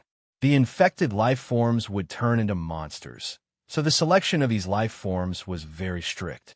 It was necessary to ensure that they could survive in a vacuum for a long time and that they wouldn't be too powerful after turning into monsters. Otherwise, the sea of dark matter would expand at a faster rate by relying on these life forms. The scouts couldn't be humans. To reiterate that this had nothing to do with humanitarianism, it was simply impossible. These conditions also excluded the wild animals and the birds. Those microorganisms and viruses were too small in size and could be easily destroyed by the cosmic rays, and it would be difficult to clean them up after they turned into bloody thumbs. As such, it was impossible to select them. So, logically speaking, plants are the best choice. The early experiments of the humans proved that the living plants could survive in the universe for a while, and the mosses and some algae could survive for a longer time.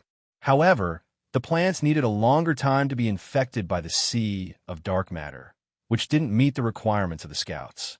The dead organic matter, like the fat, could also be infected by the sea of dark matter, which was not a threat to the humans. But they had a similar problem to the plants, which was that it was difficult to observe the changes in a short time. By the time the humans discovered that the plants were infected, the sea of dark matter would have already surrounded the battleships. In order to find the most suitable scouts for exploring the boundary of the sea of dark matter, the scientists of the past generations and the populace had come up with many plans with their imaginations. Some of the plans were extremely peculiar and had no origin, like the Escherichia coli. Some of the plans sounded reasonable, but were actually based on stereotypes, like the white mice. And some of the plans were indeed practical, like the maggots, but they failed in the experiments. Even the maggots, with the strongest vitality, couldn't withstand the transition between low temperature and high temperature. In the end, the humans were forced to choose a life form that most of the humans hated and didn't want to deal with: the cockroach. It was the cockroach. The cockroach was a kind of life form that was stubborn and peculiar. The scientists couldn't find a better candidate after many rounds of experiments. In the end, the military chose the cockroach, which was native to a certain planet, as the scouts. Unfortunately, The image of the cockroach didn't improve even though the cockroach was officially recognized and played a more important role in the history of the humans than in the past tens of thousands of years. Even the officers and soldiers of the interplanetary fleet didn't want to mention this comrade. The cockroach was sent to the scouting battleships to release the cockroach, which became the most severe punishment in the military discipline. The sea of dark matter expanded smoothly, so there was no need to worry that a passage would suddenly appear on the inside. As such, the humans didn't need to release too many cockroaches to complete the demarcation work. According to the standard of the third level of defense, one cockroach would be released every 10,000 kilometers. In this patch of the universe, 7,000 battleships would release 700 billion cockroaches. It sounded like a lot, but it was actually not a lot. The cockroach had a strong reproductive ability, so it could be supplied easily and continuously. Thank God. The real problem was that a microchip had to be implanted in the bodies of each cockroach so that it could be controlled, observed, and eventually destroyed. They had to thank the young woman in the bathrobe by the hot spring. She was good at this kind of work, and it took her only a short time to solve the problem. If 700 billion cockroaches appeared at the same time, it would be the most violent and densely packed bug rain in the world. Fortunately, the infinite space had reduced the possibility of this happening. In the universe, these bugs were the tiniest specks. The people on the battleships couldn't see them except for the remote monitoring devices. Jing Jiu gazed at the deep part of the universe through the floor-to-ceiling window. A dim flame suddenly flashed in the deep end of his eyes.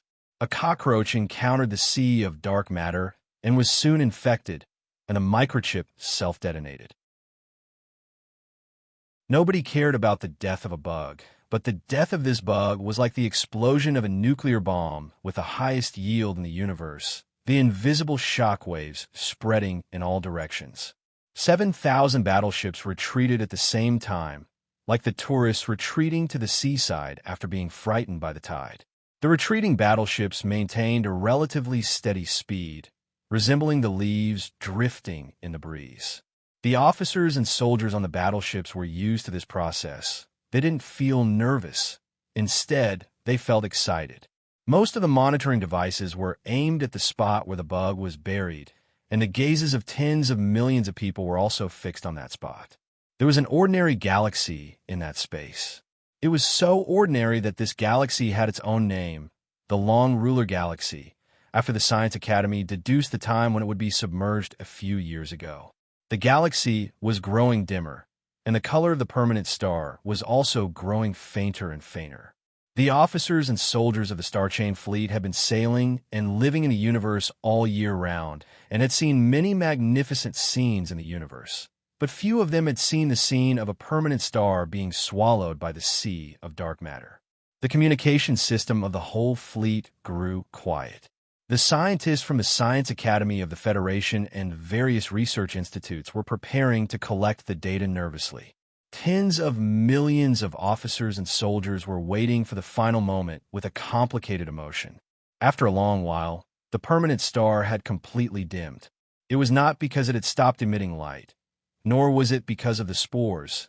It was because the peculiar existence in the sea of dark matter had blocked the light. More than 7,000 battleships were as quiet as the tourists who were shocked by the ocean, as if countless sighs that couldn't be heard were breaking out. It was then that a sigh broke out in the communication system of the fleet. Countless surveillance devices were aimed at a spot in the universe. Tens of millions of officers and soldiers were also looking at that spot. Though they couldn't see that spot, they knew who was there. The Scorching Sun battleship and the Scorching Tail battleship faced the sea of dark matter. Two people were standing in the space where the extension lines of the battleships intersected. If there is a creator, the cockroach must be his greatest creation. Looking at the distant sea of dark matter, Shun Yun Mai went on, though the water bear is my favorite, it's too small to be observed and controlled from a distance. It's the humans, said Jingjiu. Shun Yun Mai thought about it and found what Jingjiu said was sensible. The humans had encountered many disasters since their birth, including floods, earthquakes, wars, and viruses, but they still managed to survive. This kind of civilization had an unimaginable tenacity. Every time they were on the verge of destruction, they would be reborn from the ashes. The distant ancient civilization was the new product of a catastrophe. Back when the sea of dark matter was on the verge of swallowing everything, that god had ignited countless permanent stars. The local galaxy was swept away by an energy storm. The traces of radiation that could still be observed proved how dreadful that storm was. These hundreds of backup planets, including the Stargate, the number 2 forward base, and the Topaz number 3 planet, were not within the range of the permanent stars, but they were still affected by the energy storm. The people hiding in the underground of these planets and those in the fleet had all died. Who could have expected that the humans could appear again? Apart from the role played by that god, it was undeniable that the humans were as tenacious as the cockroach. Now, countless stars were disappearing, but humans were still alive. They could still look at these things as if they were scenery. Shin Yunmai flicked his finger and a wine ball came out from the teapot. He opened his mouth and bit off half of it. Looking at the disappearing permanent stars, he remarked, "It's really beautiful." Jingjiu uttered, Some readers have said that cockroaches and cockroaches are not the same thing. As a senior researcher, I have to say that they are in fact the same thing. My friend, I'd like to know more about the new recovery fluid. My family has been preparing it since a few years ago. I recommend it. Chapter 874. Shin Yimai had learned how to praise. Jingjiu had learned how to agree. They thought other things looked good to them. These 3 conditions were all very rare. The officers and soldiers on thousands of battleships heard the brief conversation, feeling somewhat startled, bewildered. That galaxy had been swallowed by the sea of dark matter, and there was nothing but the endless dark void there, looking like a piece of black paper that couldn't see through the light. What was so beautiful about it? Were the 2 young leaders with the highest authority in the military mad? It was because they didn't understand that for people like Jingjiu and Shin Yunmai, nothing in the world was more beautiful than the birth and disappearance of a civilization or a world. That permanent star might have existed in the universe for more than 10 billion years, but it had disappeared in the sea of dark matter. Based on the current scientific theory, this permanent star would never appear in front of anyone again unless the humans could find the weapon used by that god. How could they refrain from sighing when they saw such a beautiful scene? More importantly, in the eyes of Jingjiu and Shin Yunmai, the universe in front of them was not a piece of black paper, and some traces were left on it. Those were the invisible rays and the particle beams stimulated by the twisting magnetic field. They were in their eyes when they were in their last bloom and then withered away. There was a proverb in every generation of the human society. One would see different sceneries in different positions and heights. Shin Yunmai's body had been modified, and his eyes were even more powerful than the wide-area detectors on the battleships. As such, he could see many sceneries that regular people couldn't. It was needless to mention Jingjiu. To describe it in a phrase that had been repeated many times, they were the humans standing at the highest point of the universe, and they could even be called non-humans. What they saw was many times more magnificent than that of other humans. They liked to stand by the window and look at the outside world when the battleship traveled in the universe. When the battleship stopped, they liked to come to the space just to look at it a few more times. This scene is similar to the world seen by regular people after they take drugs, Shin Yunmai suddenly said. Jingjiu pressed. Shin Yunmai turned to Jingjiu and said, "I'll take you to a place." It was better to see the Changqi galaxy being swallowed by the sea of dark matter. Shin Yunmai was a good tour guide. For this reason, Jingjiu agreed to his suggestion. The 2 warships left the fleet and began their return journey.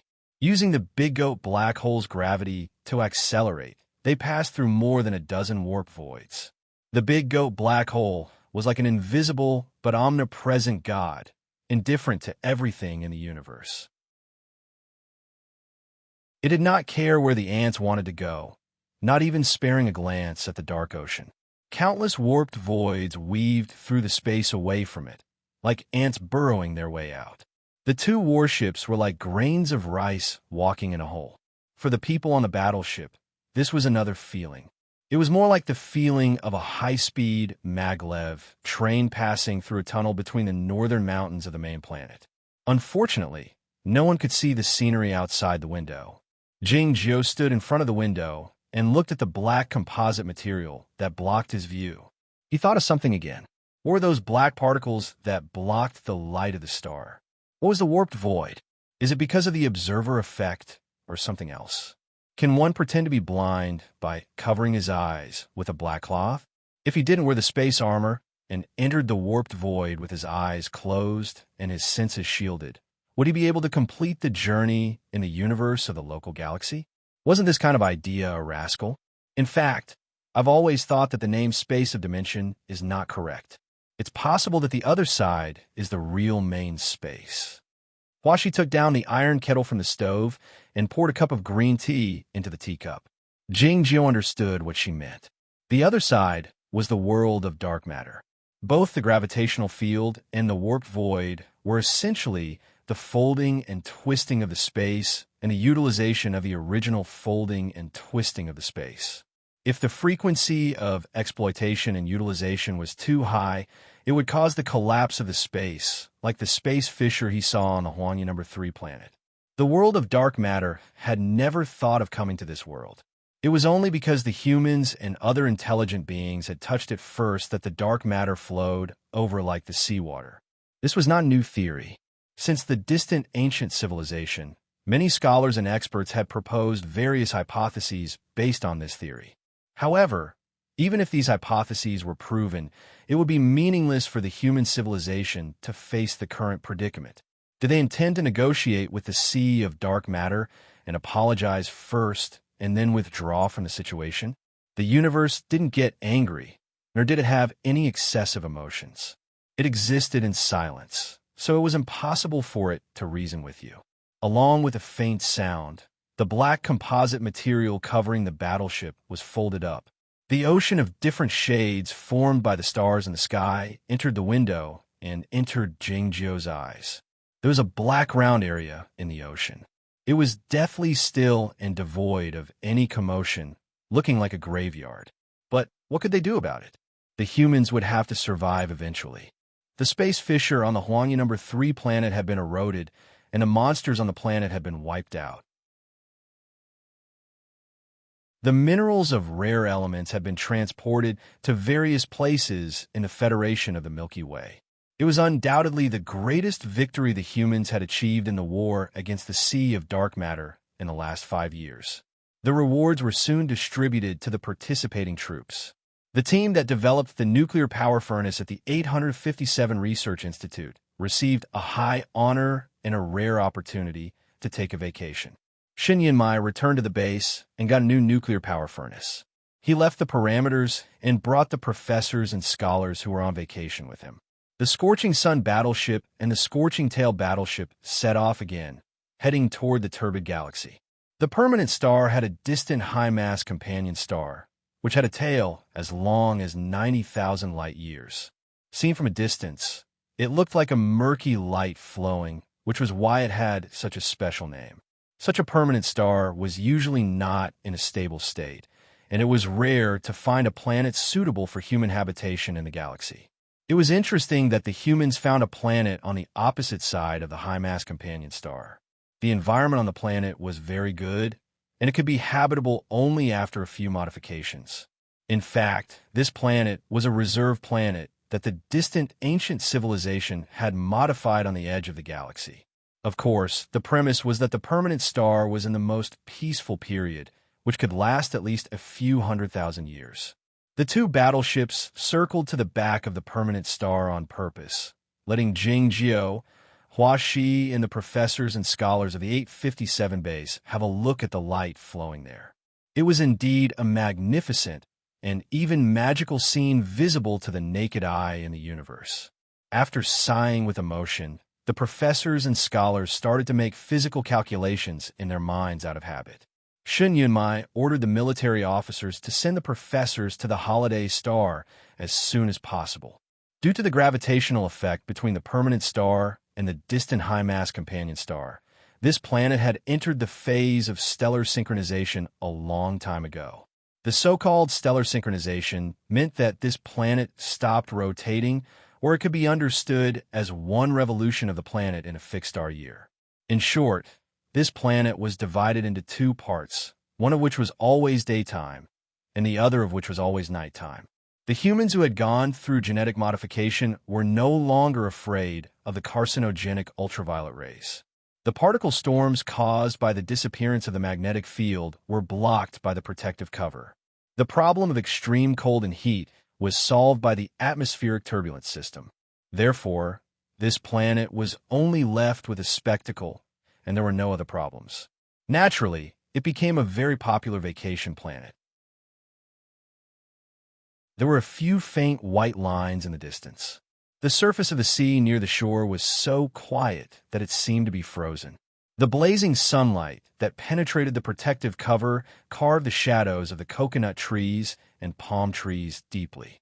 Lying on a white beach chair, Jingjio wore a pair of silver-rimmed glasses. He looked expressionlessly at the tourists walking through the artificial waves and the naked girls basking in the sun.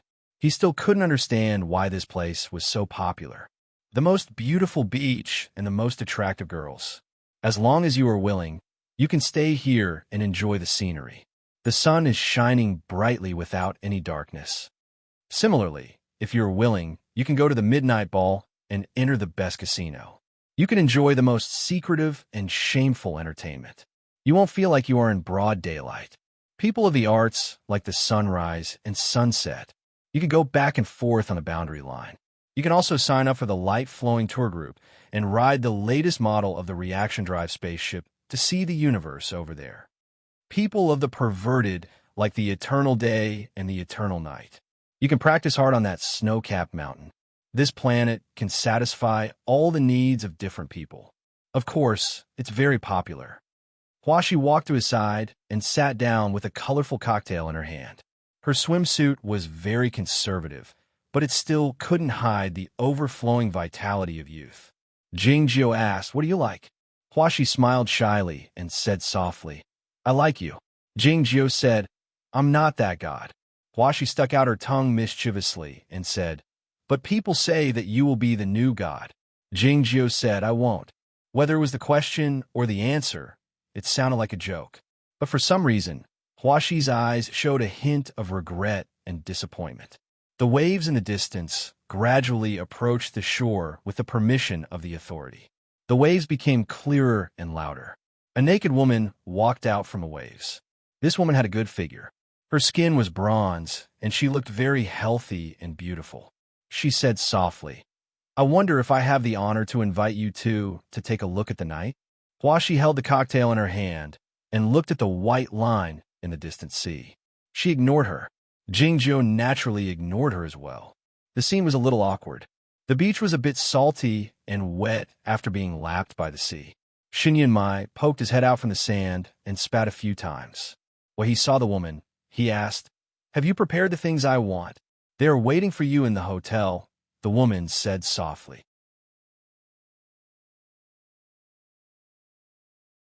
Chapter 875.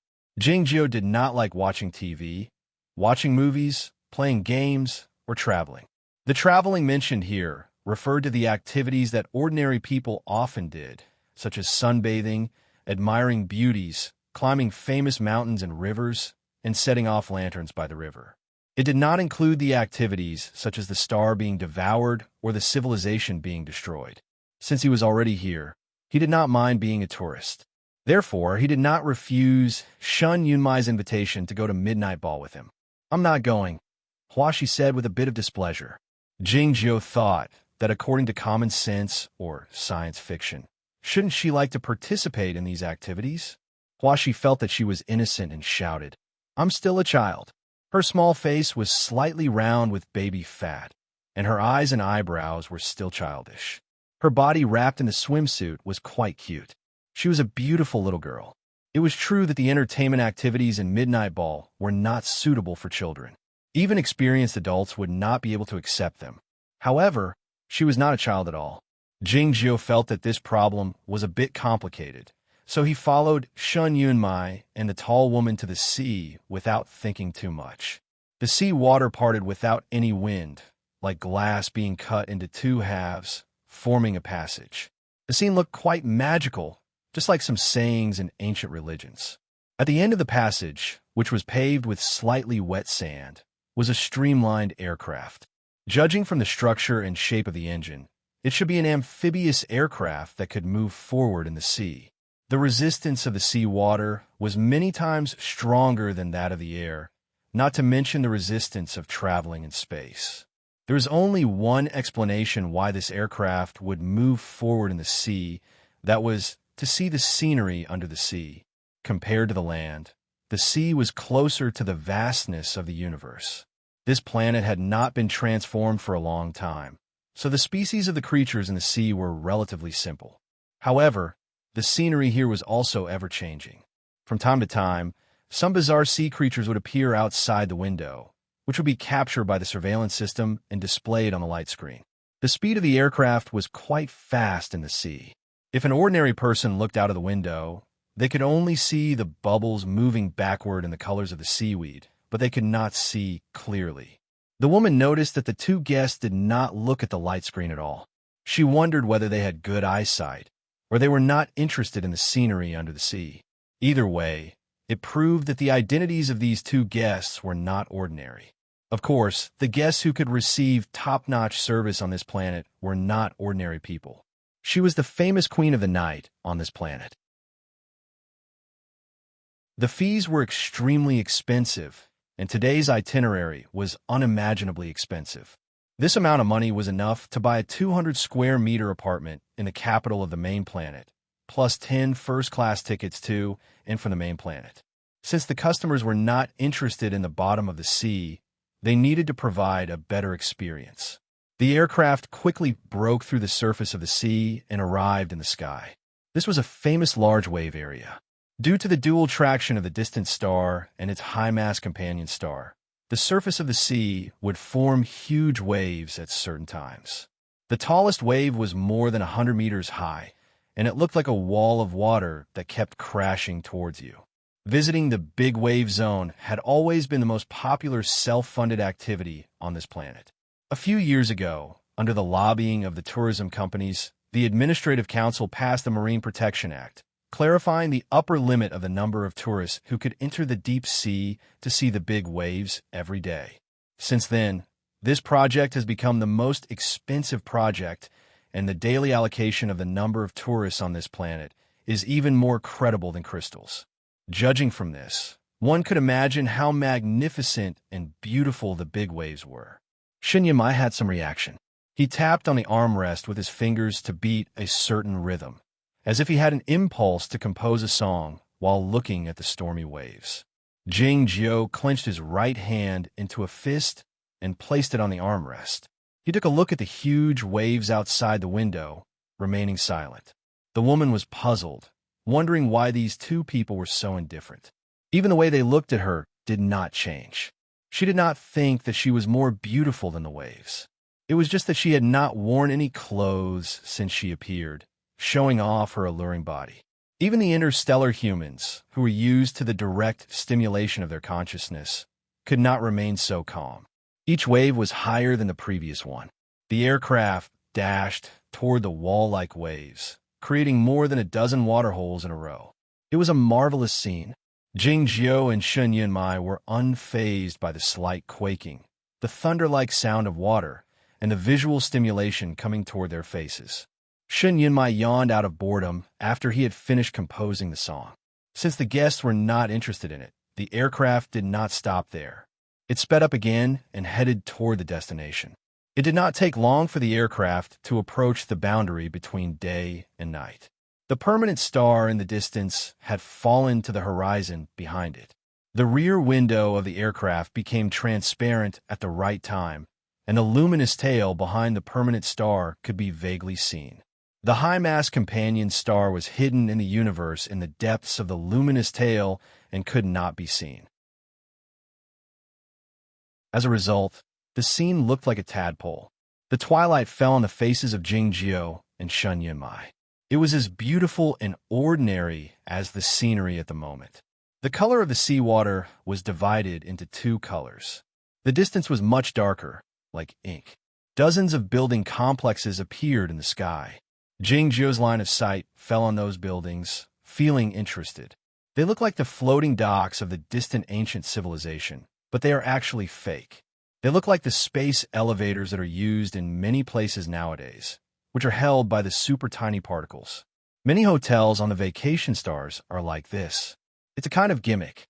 Shin Yunmai went on.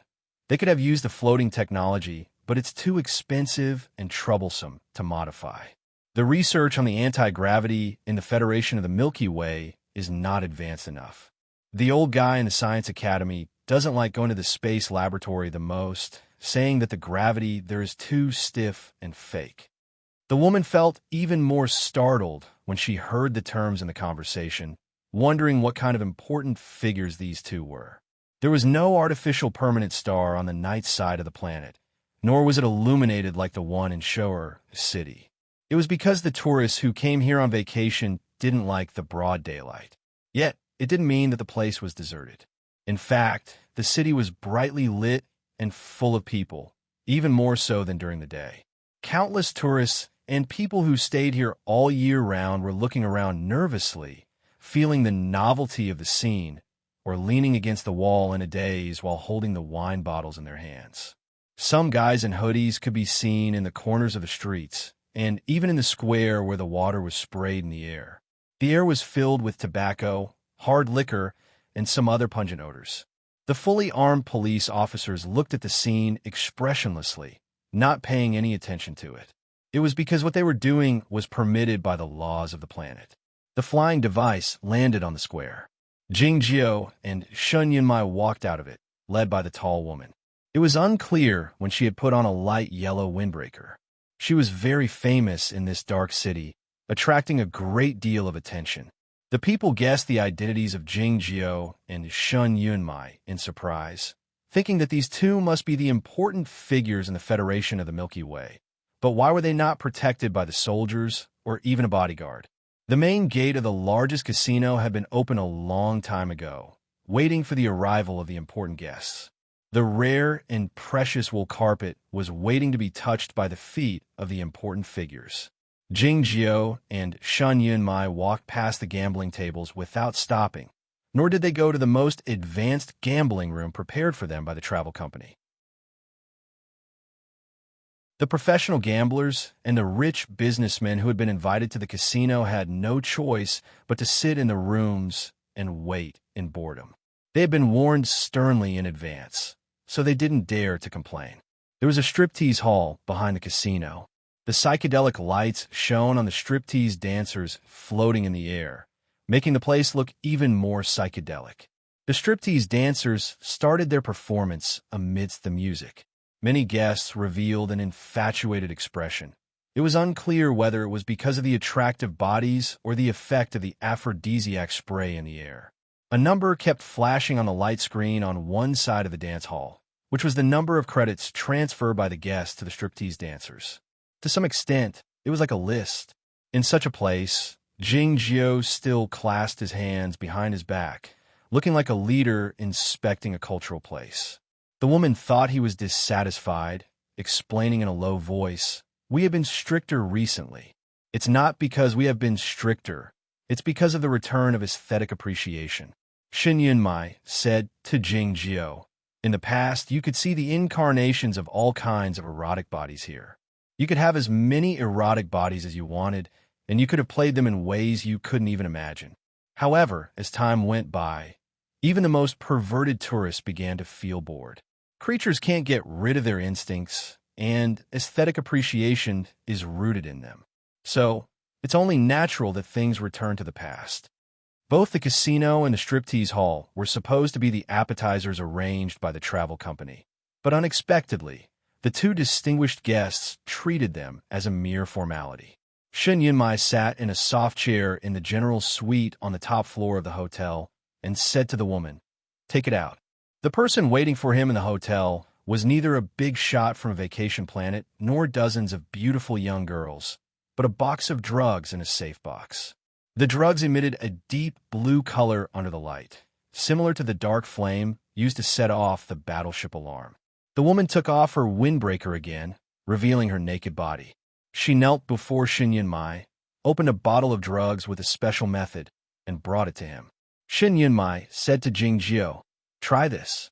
Jing Jiao asked, "Is this the good thing you want to show me?" Shin Yunmai said, "This drug was originally designed to treat peripheral neuropathy. Later, it was found that it could adjust the discharge of the cranial nerves. But the side effect was too severe, so the animal experiments weren't carried out. It can only be obtained here." Jing Jiao ignored him and walked to the window to look at the night sky. He clenched his right fist and placed it gently on the windowsill. There were real stars in the night sky and dozens of brighter objects, which are the private spaceships of the big shots and wealthy businessmen who came here for vacation. The light reflected by these spaceships came from a star with a long tail. "I want to bask in the sun," Jing Jiao said. "Didn't you bask in the sun for a few hours today?" Shin Yunmai took the drug bottle and sniffed it gently. His voice became a bit erratic. Jing Jiao didn't explain. He sniffed the remaining smell in the air and quickly figured out the molecular structure of the drug. "It's easy to design this kind of chemical structure," he said. "Why don't you ask the Science Academy to do it?" Shin Yunmai said, "Playing games in the human world, playing games in the human world. Don't you understand the word games?" Jing Jiao thought for a while and said, "I used to be the chief planner of games." Shin Yunmai said gloomily, "Since you live so clearly, why don't you die?" Jing Jiao said, "I don't want to die." Shin Yunmai smiled and motioned for the woman to pour the drug into the goblet. 1 drop, 2 drops, 2 bottles. The dark blue liquid kept falling into the goblet. Shin Yunmai didn't intend to ask the woman to stop. The woman didn't dare to disobey him, but her face grew paler and her hands trembled slightly. It was illegal to use this drug in its original form until it was highly purified. It was strictly forbidden to use it even in this world full of pleasure and darkness. It was because the side effect of this drug was so strong that it shouldn't even be called a side effect. 2 milligrams of the drug could kill an adult. The side effect should be called toxicity. If the goblet in Shin Yunmai's hand was put into the water supply, it could kill half of the people in the city. Without any warning, he raised the goblet in his hand and said to Jing Jiao, "I wish us a happy death." Having said that, he emptied the goblet in one gulp. Looking at the goblet in Shin Yunmai's hand and the woman kneeling in front of him, Jing Jiao shook his head sympathetically, turned around, and left the room. Kneeling on the carpet, the woman suddenly felt very cold. This was the most luxurious and expensive room on the planet. She was the most expensive woman, and the goblet was the newest, best, and most expensive drug. But why did she feel so sad when all these things were combined? Late at night, Shin Yunmai sat up on the unimaginably large bed and sat by the bed for a while. Then, he walked to the window and looked at the dark city, remaining silent for a long time. "Since you understand it so clearly, why don't you die?" This was the question he posed to Jing Jiao. In fact, it was because he understood it so clearly that he could only rely on a little sense of responsibility and these spiritual thorns to activate it. For people like Shin Yunmai and Jing Jiao, most of the desires and emotions in the real world could no longer be effective stimuli. This universe would belong to Shin Yunmai and Jing Jiao in the future. Money was nothing in front of the universe. Bastards. Those rich customers who gambled with tens of millions or even hundreds of millions of credits in the casino were no different from fighting cocks in the eyes of Shin Yunmai and Jing Jiao.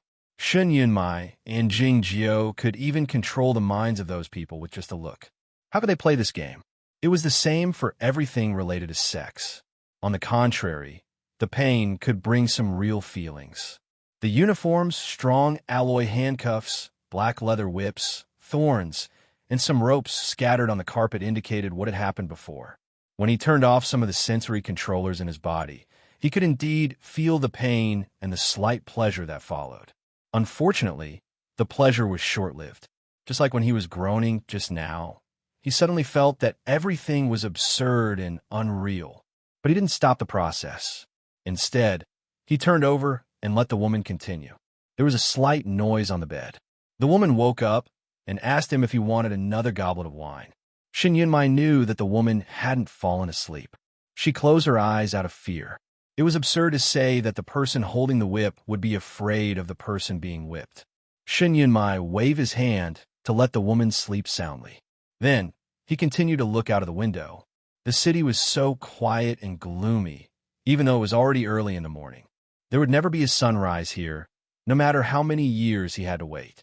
Shin Yunmai suddenly felt like chatting, so he dialed Jing Jio's communicator. "What are you doing?" "Basking in the sun." "You really like basking in the sun? Didn't a book say that you only like snow? Don't you like the sun the most?" "It's close, very good." There was some noise coming from the communicator. It seemed that there was some kind of interference. Shin Yunmai found it strange. He thought that this was the best communication device. Even if they were separated by 2 galaxies, they could still talk as if they were talking on the other side. So he asked, "Where on earth are you?" Jing Jio's voice came from the communicator. It seemed that he was in a distant place. "I'm in the sun."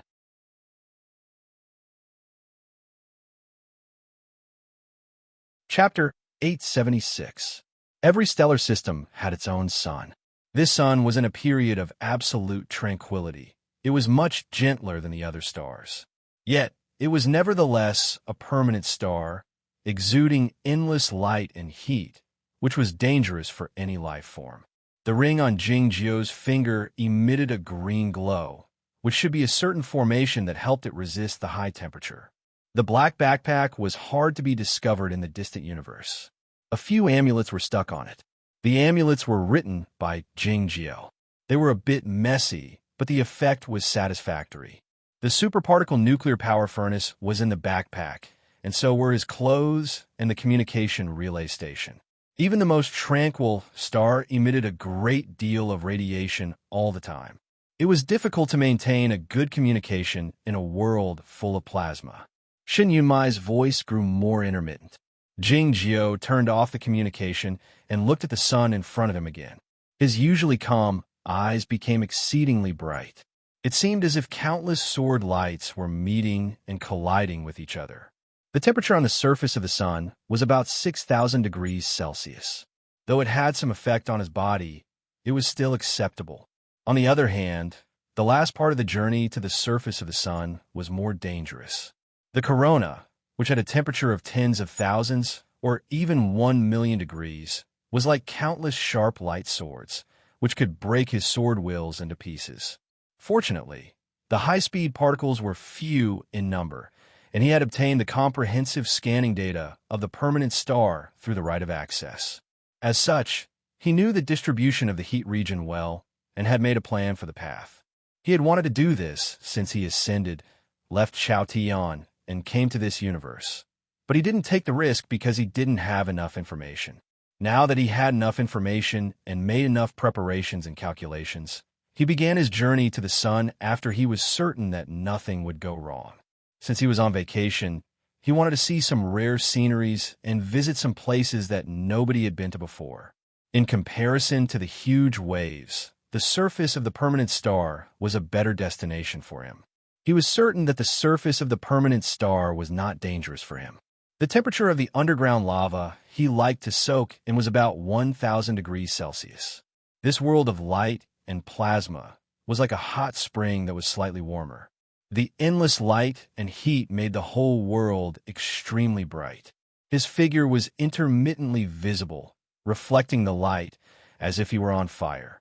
He walked on the surface of the sun, and as long as he paid attention to avoiding the high-speed particle streams, he would be fine. The sun was a gas or plasma. Walking on it was actually more like flying.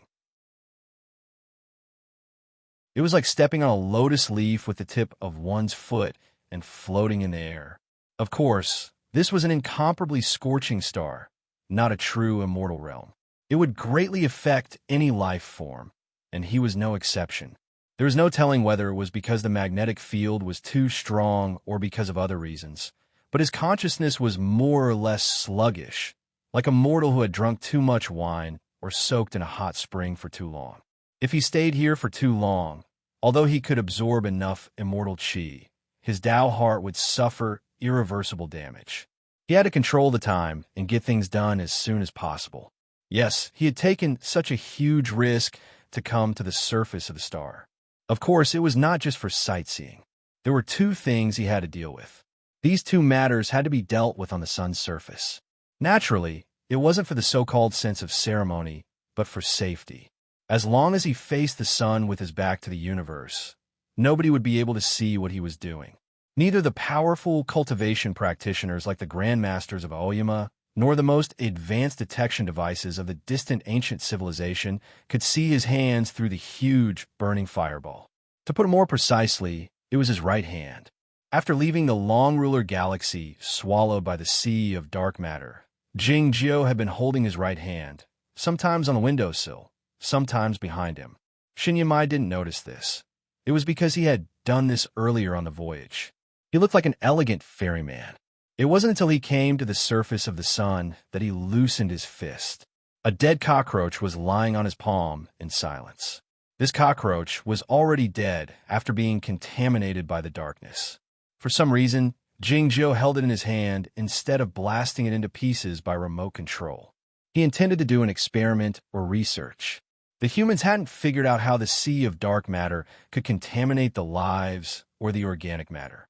It was because a link was missing, which was what the medium was. The law of causality was still stable in both Chaotian and this world. There must be a bridge between two objects, no matter whether it was the invisible magnetic field or the gravitational force. What was the force of the sea of dark matter infecting the lives? Or those existences that could block the light of the permanent star? The infected monsters on the 857 base were all in a stable state, so the spores produced by them weren't as strong as the fresh cockroach. Of course, the fresher the spores were, the more dangerous they were, even though the tests had proven that the risk of the cockroach being infected was minimal. Yet, if this cockroach infected the soldiers on the battleship or the vacationers on the planet, it was hard to say how many people would die.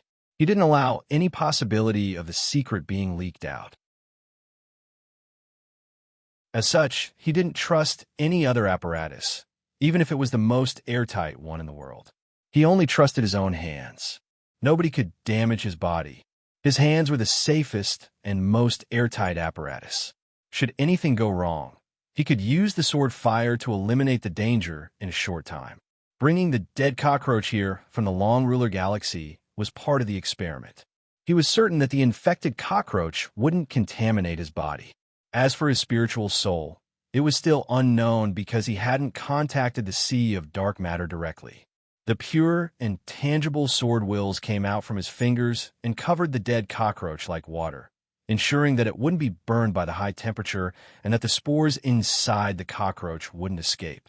Looking at the cockroach in his palm in silence, Jingjiu's eyes grew brighter and brighter, as if they were emitting two glows. The scene in his field of vision was expanding rapidly. Relying on the endless fairy energy, he employed his sword heart to the extreme, achieving a state where he could observe things in detail. To use an inappropriate analogy, his eyes were like a double-barrel transmission electron microscope at the moment. If his cultivation state was higher and his sword wills were stronger, his sword eyes might become a more advanced observation apparatus, like Shinyunmai's eyes. Of course, it was something to be discussed later. His field of vision grew larger and larger, pausing a few times in the process. Jingjiu saw a few living blood thumbs. After observing them for a while, he summoned his will to obliterate them. Then he saw some living spores. There were not many of them, but they looked dreadful. They were round in shape and covered with many tentacles. They looked like a virus, but they also looked like the miniaturized version of the mother nest monsters he had seen before. How did these spores come into being? His line of sight continued looking at the tiny parts of the spores, and then he saw a patch of dust. The earliest transmission electron microscope could observe the atomic structure of the crystalline materials, but it couldn't observe the atomic level of the biological materials, because it involved the bombardment of the particles. His view was different from the principle of the electron microscope. His observation was more direct, and he was certain that the tiny dust was a fragment of a special type of particle. The research conducted by the 857 Base and the Science Academy of the Federation had confirmed this fact a long time ago. But the general opinion was that those particles were a variation of the slow neutrinos in the main universe. This theory didn't satisfy Jingjio because it didn't solve the fundamental problem. Where did the variation come from? And human beings hadn't been able to capture the neutrinos yet. Why would they make such a careless decision? Or was it because the scientific community was under the pressure of the whole civilization, and they only wanted to propose one possibility first? After a long while, Jingjio finished observing the spores. He pulled back his line of sight from the dead cockroach and reached his hand into the sun after some thought. Reaching into the sun was just a poetic way of saying it. To be exact, he reached his hand into the plasma of light. What was strange was that his hand stopped in the scorching and bright light for a long time. It was unknown whether he was fiddling with something or feeling something. In fact, it was neither. His hand kept reaching into the deep part of the sun. His face grew paler, not because of the light of the permanent star, but because of his own color. He even seemed to be in pain. This was a rare occurrence. His face didn't show any expression when the great Grandmaster Nan Chu cut off his earlobe with his sword and mended his sea. If he had known that Shun Yunmai was pursuing pain, he would have suggested that he come here to have a try. After a long while, Jingjio finally pulled back his right hand from the deep part of the sun. The dead cockroach had disappeared without a trace, leaving only his clean palm. He was satisfied with the result. He rose to his feet and flew toward the outside of the sun. He came to the outer space in the scorching and dangerous corona. He turned around and saw the full appearance of the sun, a faint smile showing on his face. She said that she wanted to see the sun in the human world. He came to see her. Jingjio flew to a space not far from the sun, removed the amulet, took out the blue hoodie, and put on the silver-rimmed glasses. He had turned from an independent son of the sun to the chief advisor of the military of the Federation. He returned to the Scorching Sun battleship after passing a small planet. The Scorching Sun battleship had been anchored in the space between the sun and the companion planet of high mass. Most of the officers and soldiers had been rewarded with military exploits and taken the shuttle to the planets for vacation. The battleship appeared empty and deserted. Of course, all this had nothing to do with Jingjio. He went to the laboratory on the battleship and started recording the data on the workbench. Today, he had reached the deep part of the permanent star and got in touch with a world that was previously inaccessible to humans. He had obtained the first-hand data, which was a real treasure for the scientific community. The data kept appearing on the light screen. Some of them formed a curve, which was the abnormal behavior of the nuclear fusion. It was then that the Scorching Sun battleship suddenly received an energy fluctuation from a distant holiday planet. The energy fluctuation formed a curve on the light screen, which was similar to the curve recorded by Jingjio. But how could a sun be born on a holiday planet? It was not until then that the control system of the Scorching Sun battleship issued a shrill alarm. The captain walked to the command hall in a hurry in his pajamas. Seeing the warning in the alarm system, his expression changed abruptly. After ascertaining that the advisor had returned to the battleship, he dashed toward the suite at the head of the battleship without hesitation. However, when he pushed open the cabin door, he found no one inside. A bright sword light appeared in the space, heading toward the blue planet at an unimaginable speed. The faint yellow permanent star and the long band of light were as peaceful as before. The tourists on the spaceships had no idea what had happened. 27 minutes later, the sword light arrived outside the atmospheric layer of the blue planet. Most of the blue planet was covered by the boundless ocean. Numerous walls of water in the area of giant waves formed many white lines, which could be seen clearly from a long distance away. By then, many of the white lines had been washed away. A huge flower full of light, heat, and radiation rose from the bottom of the ocean to the edge of the atmosphere, covering at least tens of thousands of square kilometers. Even the most powerful super multi-phase nuclear bomb couldn't be so powerful. What on earth had happened? The sword light belonged to Jingjio. The blue hoodie he had put on not long ago had turned into a puff of green smoke. The black backpack had also vanished. It was unclear where he had hidden the miniature power furnace. Since the space was close to the real void, the friction on clothes was negligible. However, his speed was so appalling that nothing could withstand his speed except his own body. The huge flower that reached the edge of the atmosphere was white, and the bottom part was black and gray, with some faint lightning inside. Jingjio flew toward the huge flower without hesitation. Like a bird landing in the clouds, he disappeared without a trace in an instant. A few seconds later, a small thread emerged from the scorching and radiating clouds. It broke through countless giant waves and arrived at the center of the explosion. Countless giant waves fell toward a certain place, but they couldn't reach it. They hit the void and then turned back, forming even bigger waves, rumbling like thunder. The void was a powerful formation that isolated the ocean, exposing the sand and rocks at the bottom of the ocean. The mushroom cloud rising to the sky was unimaginably huge. The crater formed by the explosion was much smaller, but the sand and rocks within dozens of square kilometers were instantly melted into sulfur glass and lava by the high temperature. It was a spectacular scene.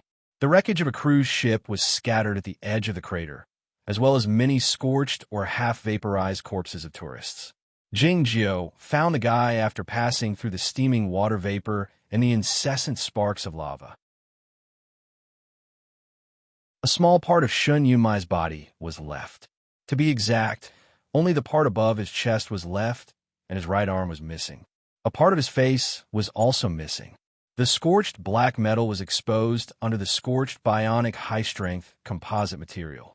His two eyes were still there, staring at the sky blankly. They were no longer black and white, and they seemed lifeless. Jingjio slowly reached out his hand to Shun Yunmai's face, as if he was going to close his eyes. Shun Yunmai's eyes suddenly blinked rapidly. His eyes blinked so fast that they almost left a residual shadow. An ordinary person would not be able to see them clearly. Jingjio could understand that it was the standard code of the military of the Federation. He didn't have the patience to play games with Shun Yunmai, so he reached out his hand to fix the information transmission device.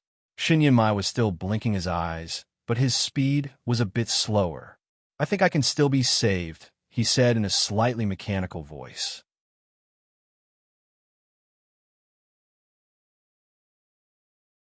Chapter 877. It was merely a vain dream.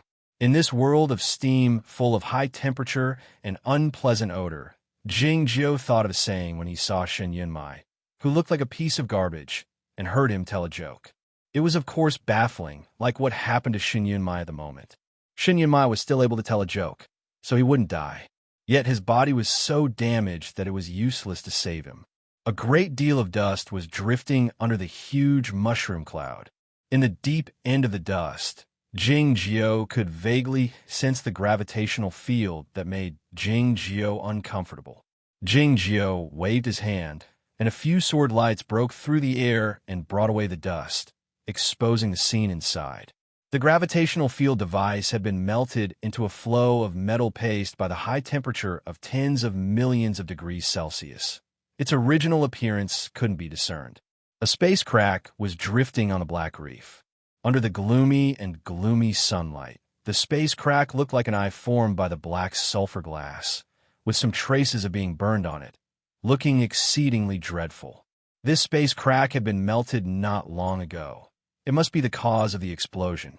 If Shun Yunmai hadn't happened to be on this holiday planet and had not brought the nuclear power furnace with him, and if the space crack had continued to expand and the sea of dark matter had reached this planet, how many of the hundreds of millions of tourists and workers on this planet would have survived?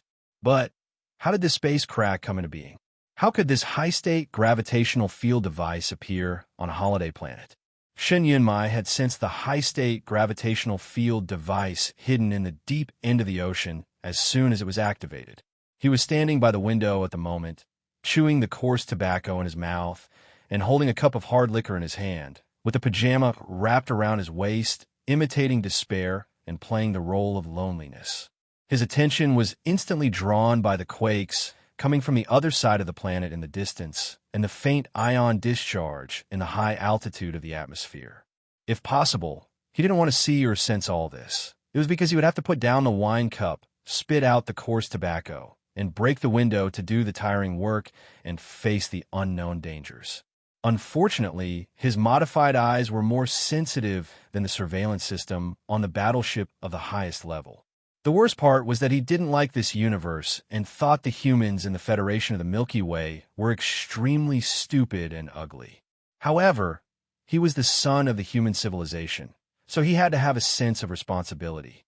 It was impossible for such a powerful gravitational field device to appear on an ordinary habitable planet, as it could easily cause spatial cracks. If a crack in space appeared, and this planet was contaminated by the sea of dark matter, what would happen then? The battleship was on the other side of the star, and Jingjio was on the sun. There were no other ascenders within the 17 standard hours of travel, so he had to take action. He broke the floor-to-ceiling window. When the chilly night wind and dim light poured into the suite and woke up the naked man under the white bedsheet, he had already flown past the dividing line between day and night, passed through countless huge waves, and came to the depths of the sea. He broke through thousands of meters of seawater again and came to the damp bottom of the sea. He saw the gravitational field device that was about to collapse and the space crack that was slowly opening. Looking at this scene, even he felt a chill. It was evident that the device that generated the gravitational field of a high level had been brought to this planet on purpose and placed at the bottom of the ocean in secret. The purpose was to open a crack in the dimensional space and draw the sea of dark matter in. Without hesitation, Jingjio reached out his hand to touch the silver earring on his left earlobe, thinking that the people on this planet were truly lucky and that they should all go to the casino to play a few rounds of gambling. This planet was indeed lucky to encounter Jingjio, who happened to be on vacation here during the beginning of such a catastrophe. What was more fortunate was that the superparticle nuclear power furnace had been successfully developed and placed in his silver earring, along with the melting device. The unimaginable light and heat turned into a torrent and shot toward the expanding space crack. Along with a sizzling sound, the remaining seawater and the unknown objects coming from the alien space had all turned into nothingness. The miniature nuclear power furnace emitted a bright light that looked like a small sun, illuminating the huge wall of seawater around it and the fearful and bewildered eyes of many fish in the ocean. A whistling sound suddenly burst out from the surface of the ocean a few thousand meters above his head.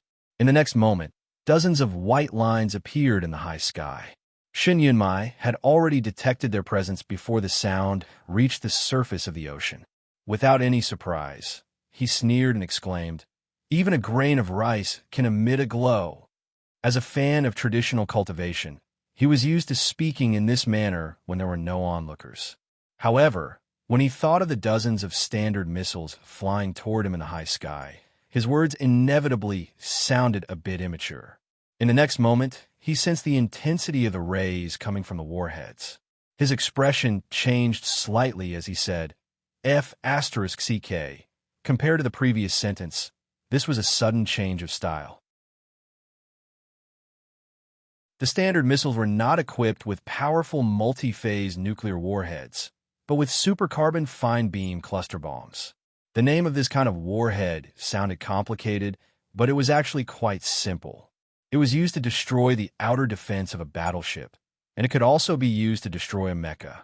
In a sense, Shun Yunmai was a powerful humanoid mecha, so these warheads were naturally aimed at him. He would not have paid attention to these cluster bombs in normal times. After all, there were many towers in the misty rain, and he would lose his life if he tried to leave. However, he had no way to leave the bottom of the ocean, so he had no choice but to hold on. A few moments later, several standard missiles arrived at the bottom of the huge crater, releasing hundreds of supercarbon fine beam cluster bombs.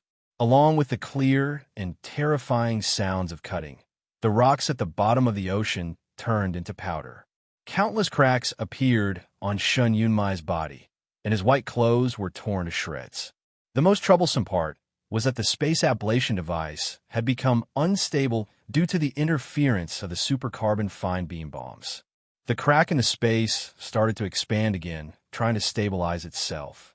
More standard missiles with more cluster bombs dropped down from the ocean surface thousands of meters high, like countless meteorites, heading toward Shun Yunmai's head.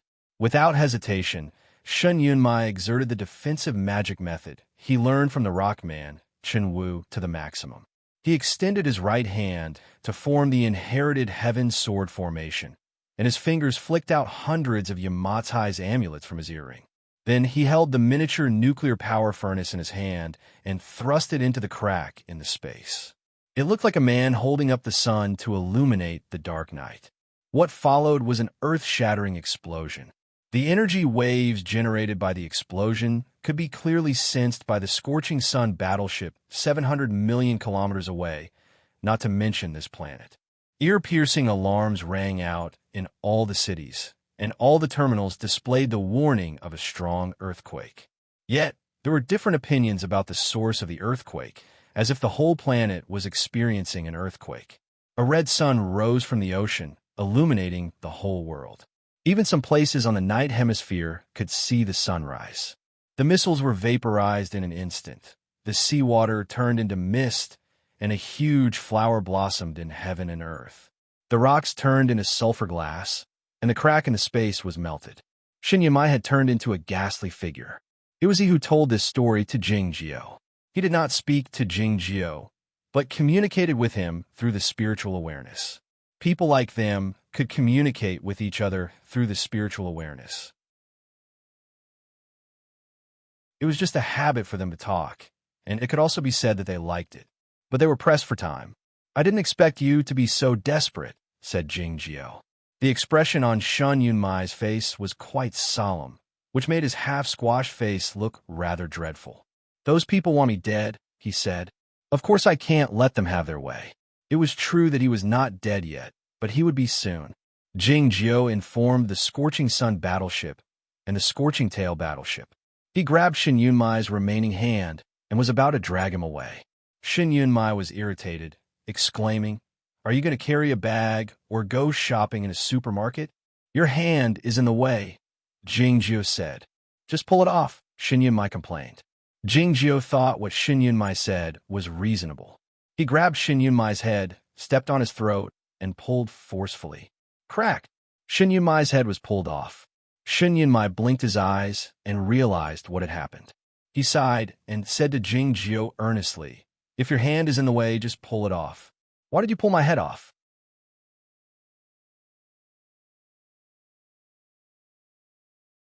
Chapter 878. As a matter of fact, it was not an easy task to tear off Shun Yunmai's head. His body was unimaginably strong.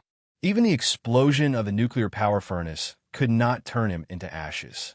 Only people like Jing Jiao, who had the strength and sharpness, could chop off his head. If this scene happened in a movie, it would be bloody and horrifying. But it was a comedy when it happened between them. The real difference between a comedy and other plays was that there was no real death. As long as there was a death scene, the name of a comedy would become the close that could not conceal the sadness of the whole story. Please forgive the rhyme here. It's all burnt. What's the use of keeping it? Jing Jiao grabbed Shin Yunmai's head in his hand and flew toward the surface of the sea. Shin Yunmai certainly knew that his body was useless, but he was still unwilling to give up. He said angrily, "Why are you grabbing me like this? Am I a ball?" Seeing that Shin Yunmai was in such a miserable state, Jing Jiao did not throw away the head. He changed his posture and held it under his armpit. Shin Yunmai was even more dissatisfied. He shouted, "This is a bag. A man's bag." Jing Jiao was annoyed by the scene reflected on the wall. The head kept screaming. He sped up and flew toward the surface of the sea. Shin Yunmai became even angrier when he saw that Jing Jiao ignored him. He opened his mouth and tried to bite him. Jing Jiao had no choice but to hold him in his arms as if he was holding a potted flower. Shin Yunmai was satisfied, probably because he had the same idea. He snorted and closed his eyes to have a rest. When they jumped out of the sea, They saw the sun in the distance and dozens of mechas full of murderous intent. Many people call me the Queen of the Dark Night, but they don't know that the origin of my name has nothing to do with those disgusting games.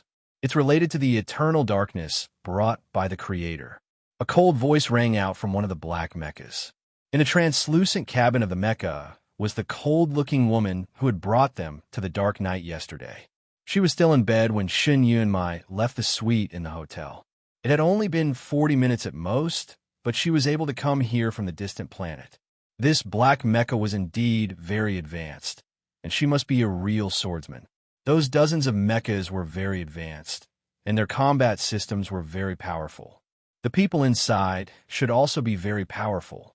Those who dared to open a space crack on a human planet and assassinate Shun Yunmai must be powerful lunatics. Young Master Shun, you must die. This is the punishment from the Creator. The voice of the woman who claimed to be the Queen of the Dark Night was indifferent and emotionless, as if Shun Yunmai, Jing Jiao, and other human beings were all lowly beings of the underworld. Jing Jiao had never liked dealing with these fanatical, unreasonable, and uncommunicable fanatics, so he prepared to leave. Yet, Shin Yunmai wanted to hear what he was going to say. Let me see, he shouted. Jing Jiao raised his head and aimed it at the mechas in the sky.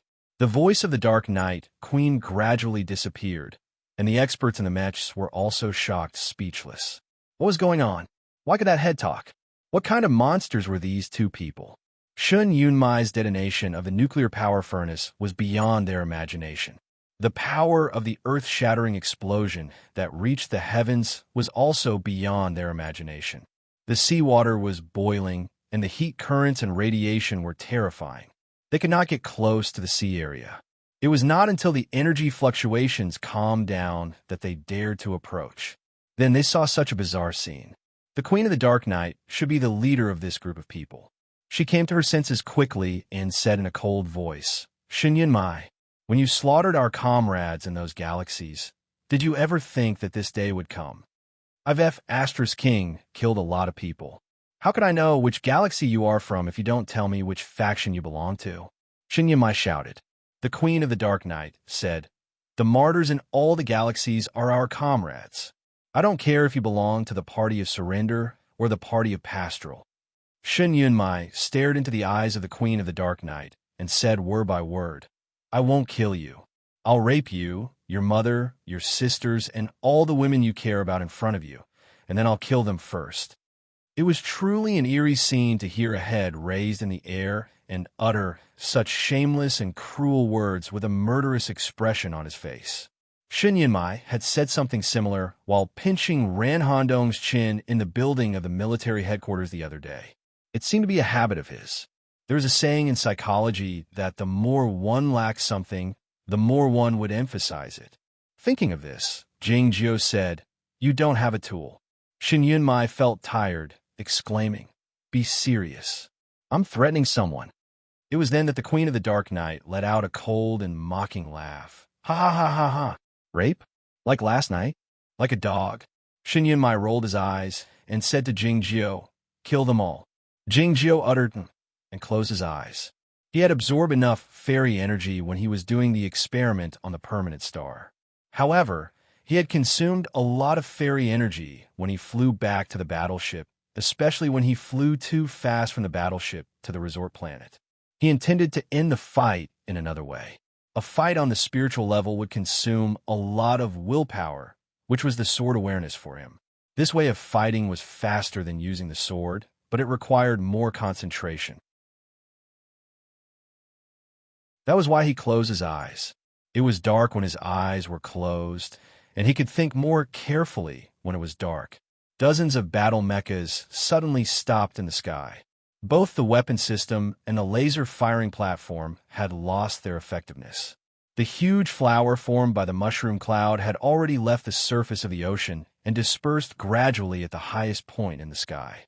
There was still a great deal of mist on the surface of the ocean. The battle mechas were intermittently visible in the mist, looking like the rocks in Aoyama. Jing Jiao opened his eyes, his face turning pale. Dozens of battle mechas suddenly fell down like the rocks under the control of gravity, falling to the bottom of the ocean a few thousand meters deep after a slight quiver. Pa, pa, pa. After a while, the faint sounds of collisions, like the raindrops hitting the banana leaves, rang out from the dark and gloomy bottom of the ocean and reached the surface of the ocean. The battle mechas were all deformed by the tremendous impact, and some of them were even broken into pieces. The human swordsmen in the cabins had either spat out blood and died, or were knocked unconscious. A cold and gloomy sword light silently floated past and disappeared without a trace into the sea. Those human swordsmen, dead or alive, all had a delicate sword wound on their throats. Then their heads rolled down slowly. Not all of them died. Jingjiu didn't fulfill Shun Yunmai's request completely. He spared the woman who called herself the Dark Night Queen. Along with a deep buzzing sound, the cabin door of the black battle mecha opened automatically.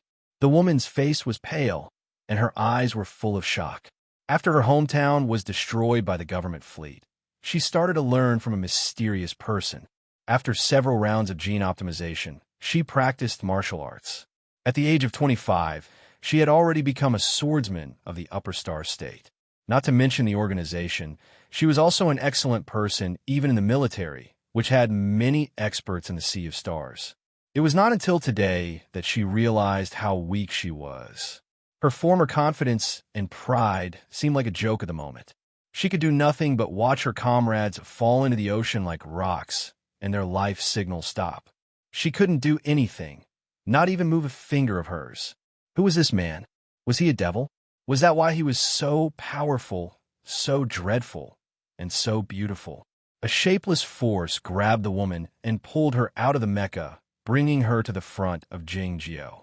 The woman forced herself to calm down and said while staring into Jingjiu's eyes, "I know you." Jingjiu didn't have the habit of wasting time with his enemies. It was because he was not a villain, or at least he thought so. Moreover, Shen Yunmai's wound was rather severe, so Jingjiu didn't let her finish her sentence. He started searching her memory and thoughts with his finger on the center of her brows. As expected, he found that the life of this little girl who called herself the Dark Night Queen was not a comedy, but a tragedy. The Sea of Dark Matter was not an evil empire, and it didn't have a Dark Emperor. Those monsters who had been infected by the Sea of Dark Matter had intelligence, but they didn't have their own ideas. As such, they wouldn't accept the surrender of the humans. As such, the idea of surrendering was not popular in the human society over the last 100,000 years, and it didn't cause any trouble.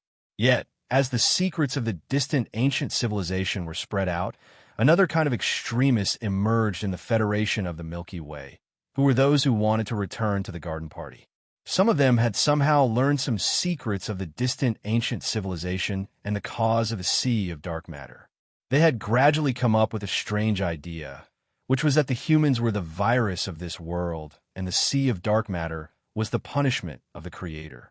This idea was similar to the Great Flood in the primitive religions. The difference was that the Garden Party believed that the Sea of Dark Matter was not the destruction of the world, but more like a warning, reminding the humans not to sink deeper and deeper into the wrong path of science and technology, and to not try to touch the world of the Creator. They thought that they should degrade their civilization and return to the Garden Age tens of thousands of years ago. Logically speaking, this idea was not entirely wrong, but it was meaningless. As time went by, the Garden Party and the Garden Party, who had been suppressed by the authorities of the Federation of the Milky Way, became more and more radical in their ideas. They even carried out terrorist attacks in many cities. Some of the Garden Party started their own social experiments on some remote planets. The men farmed and the women weaved, dug coal, and opened rivers, and practiced polygamy. Life was peaceful and chaotic. This little girl was born on such a pastoral planet. When she was 7 years old, a scouting fleet of the Central Star Fleet discovered the existence of that planet. The fleet had an important mission to take care of, so they didn't have time to stay there. At the suggestion of an advisor, the fleet used the laser cannon to launch a concentrated attack. This military operation was recorded as a maneuver called Plow.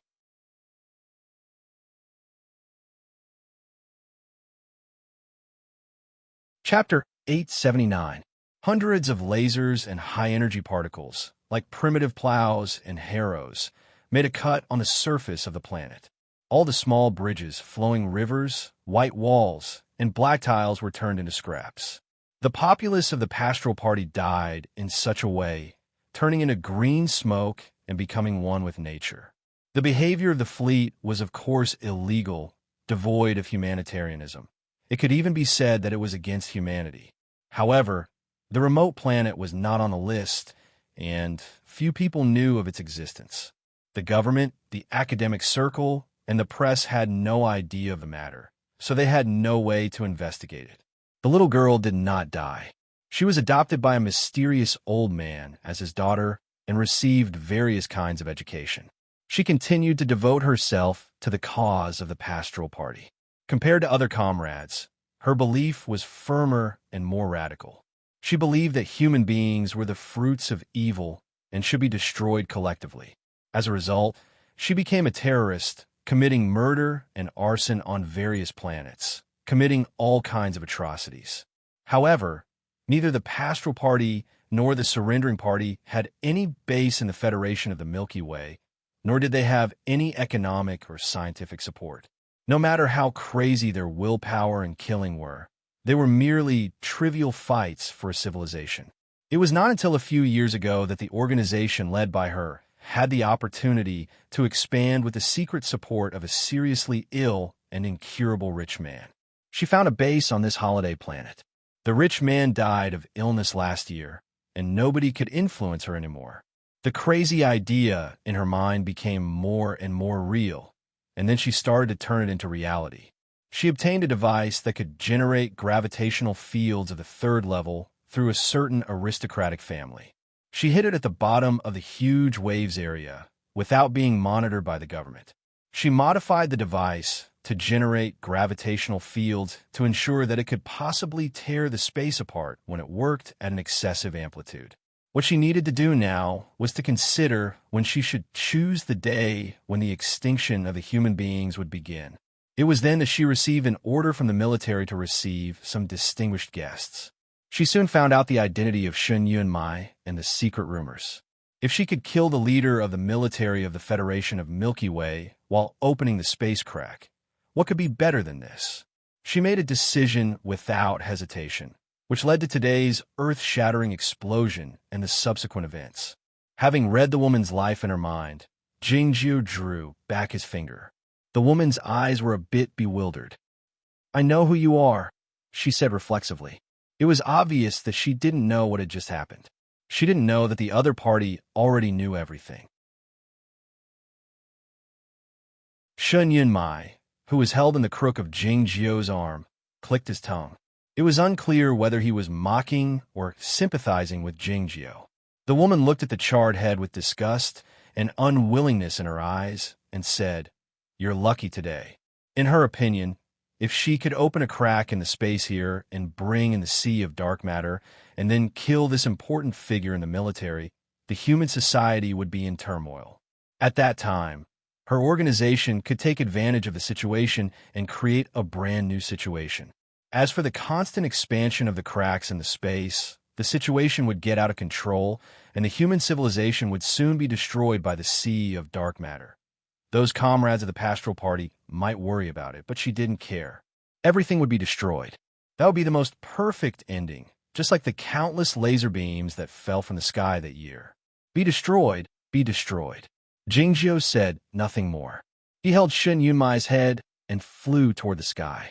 The woman closed her eyes and leaned back slightly, falling soundlessly into the deep pit at the bottom of the ocean. Since Jing Jiu and Shun Yunmai had both left, the inherited Heaven Sword formation couldn't be maintained any longer. A large amount of seawater broke through the wall and filled the deep pit in an instant, burying the crack in the space. The remains of the gravitational field generator, the broken mechas, and the corpses at the bottom of the ocean. After passing through the mushroom cloud, they encountered a light, armed battleship. They could see Huashi's face through the porthole. The naive expression on her small face was replaced by a grave one. Jingjiu was the only one who could see the calmness in the deep end of her eyes. Besides the three of them, some professors and scholars of the 857 base were also here on vacation. The military had to send people to protect them strictly. Huashi brought the light battleship with her because of what had happened that day. Flying into the battleship, Jingjiu took out a barrel of light blue liquid from a storage room and poured it into the barrel. Then, he threw Shun Yunmai's head into the barrel. Shun Yunmai was severely wounded. He was resting with his eyes closed. Startled, he opened his eyes and yelled, "Are you trying to drown me?" "You don't have lungs, so you don't need to breathe," Jingjiu said emotionlessly. Shun Yunmai squinted his eyes and looked at the bubbles on the surface of the light blue liquid. "What is it if not a preservative fluid?" he asked. "A soilless vegetable culture fluid," replied Jingjiu. Shun Yunmai's pupils contracted a little. "Are you sure it works?" he asked. Standing at the door of the storage room, she looked at them curiously with her eyes wide open. The scene of a person talking to a head in a barrel was quite bizarre, but there was no fear in her eyes. On the contrary, she found it amusing. Jingjiu pressed the barrel into the table with his fingers. He flicked his fingertips to infuse some fairy energy into the cultivation fluid. Meanwhile, he sent out a few whips of sword wheels to set up a formation. "I didn't expect you to write an honest book. The practice of the inherited heaven sword is indeed terrible." As the formation of the inherited heaven sword was completed, Shun Yunmai's voice became lower and lower until it couldn't be heard anymore. Huashi leaned over and looked at the head in the barrel, giggling. Shun Yunmai cursed loudly, but his voice couldn't be heard. He had no choice but to close his eyes and continue to recuperate. Jingjiu felt a bit tired, so he sat down on a chair. Huashi looked at him in silence for a while before saying, "It's true that some human beings have the tendency to self-destruct, but so do rats. Well, it's not only the mammals, but also all living beings. It's hard to understand and control." "We're different," said Jingjiu. He was referring to Jingjiu, Huashi, and the head in the barrel. They were different from those living beings who had the tendency to self-destruct. Huashi twitched her mouth as she recalled the tearful face of the head in the barrel, thinking that its tendency to self-destruct was more serious than anyone else's. A huge shadow appeared on the dark side of the planet, which was enshrouded by the darkness, pointing directly at the metropolis. The people in the metropolis were panicking because of the earthquake. They stood on the square of the floating fountain and the lawn. Seeing the battleship descending slowly, they were startled and scattered in all directions. Even the smallest light battleship was a huge object on the surface of the planet. It was like a mountain to the buildings in the metropolis. The city didn't have a spacious dock, so the battleship hovered directly above the hotel. Dozens of elite soldiers wearing battle armors flew out from the battleship. They cleared the area in the shortest time possible and then completed their deployment. Jingjiu was wearing a military uniform, but he didn't wear a hat. He carried a water bucket in his hand, looking like a general who was on vacation and liked to fish. If this scene was seen by the people and broadcasted by the news media, it would become a powerful evidence of the military's corruption. Jingjiu waved his hand as he walked into the suite. The seawater in the aquarium turned into a ball of water and floated up, carrying a few precious fishes into the bathing pool like a water bridge. Jingjiu poured the cultivating fluid and the human head into the aquarium. Looking at the messy clothes and tools on the ground and the residual smell of the medicine in the air, he raised his eyebrows slightly. Several sword flames shot out from his fingers and burned those things into green smoke in an instant, including the smell itself. However, they didn't ignite anything else, including the precious and flammable silk quilt. Seeing this scene, Shun Yunmai wanted to say that those were his clothes and tools, but he thought that he wouldn't need to wear any clothes for the time being. 4 hours later, the Scorching Sun battleship arrived at the periphery of the planet. Soon after, the Scorching Tail battleship arrived as well. Hundreds of light battleships flew out from the bellies of the two battleships and occupied all the important positions on the planet. Martial law was declared, and the planet was actually under military control. The battleships had a complete life support system and a medical cabin, so Shen Yunmai didn't have to stare blankly at the corpses of the seaweeds in the aquarium anymore.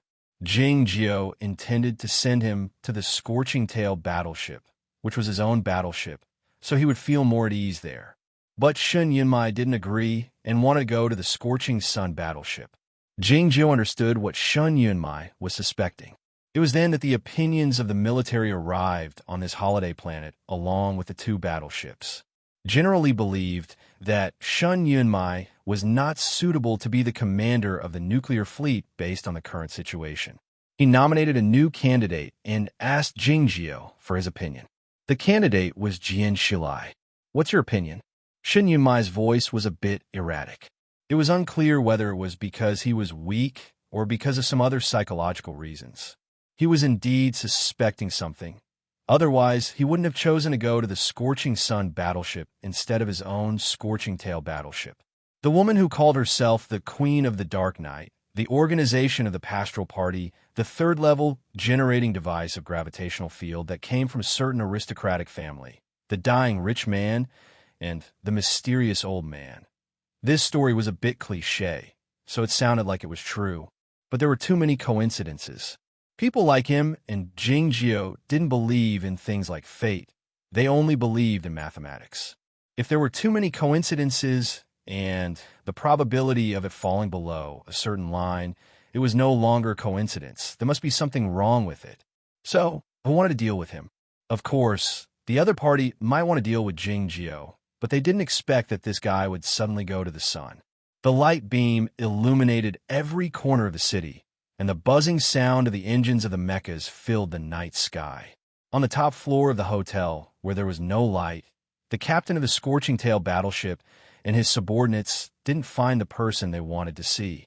A flash of sword light appeared in the night sky and vanished instantly. Then, the figure reappeared on the Scorching Sun battleship outside the atmosphere. The medical cabins and other related items had been prepared on the battleship, which were placed in the suite at the head of the battleship. Jing Jiao walked in with a bucket in his hand. Looking at the tightly shut door, the captain and the others fell silent. They only dared to confirm with each other with their eyes, wondering if it was really Commander Shin's head in the bucket. Hundreds of light battleships left the ground. Of course, they didn't forget to take the professors and scholars of the 857 base with them. Countless gales rose on the surface of the planet, blowing away the clouds. It was not until then that many tourists and local residents realized what had happened. An earthquake, a tsunami, and then the curfew imposed by the military. What on earth had happened? The Scorching Sun battleship left the resort planet and accelerated with the help of the gravitational force of the distant high-mass companion planet. Soon, the battleship disappeared in the dark universe. The Scorching Tail battleship had received the order from Shen Yunmai and the military headquarters to stay in the galaxy for investigation. It hovered alone in the periphery of the turbid light belt, looking like a motherless child.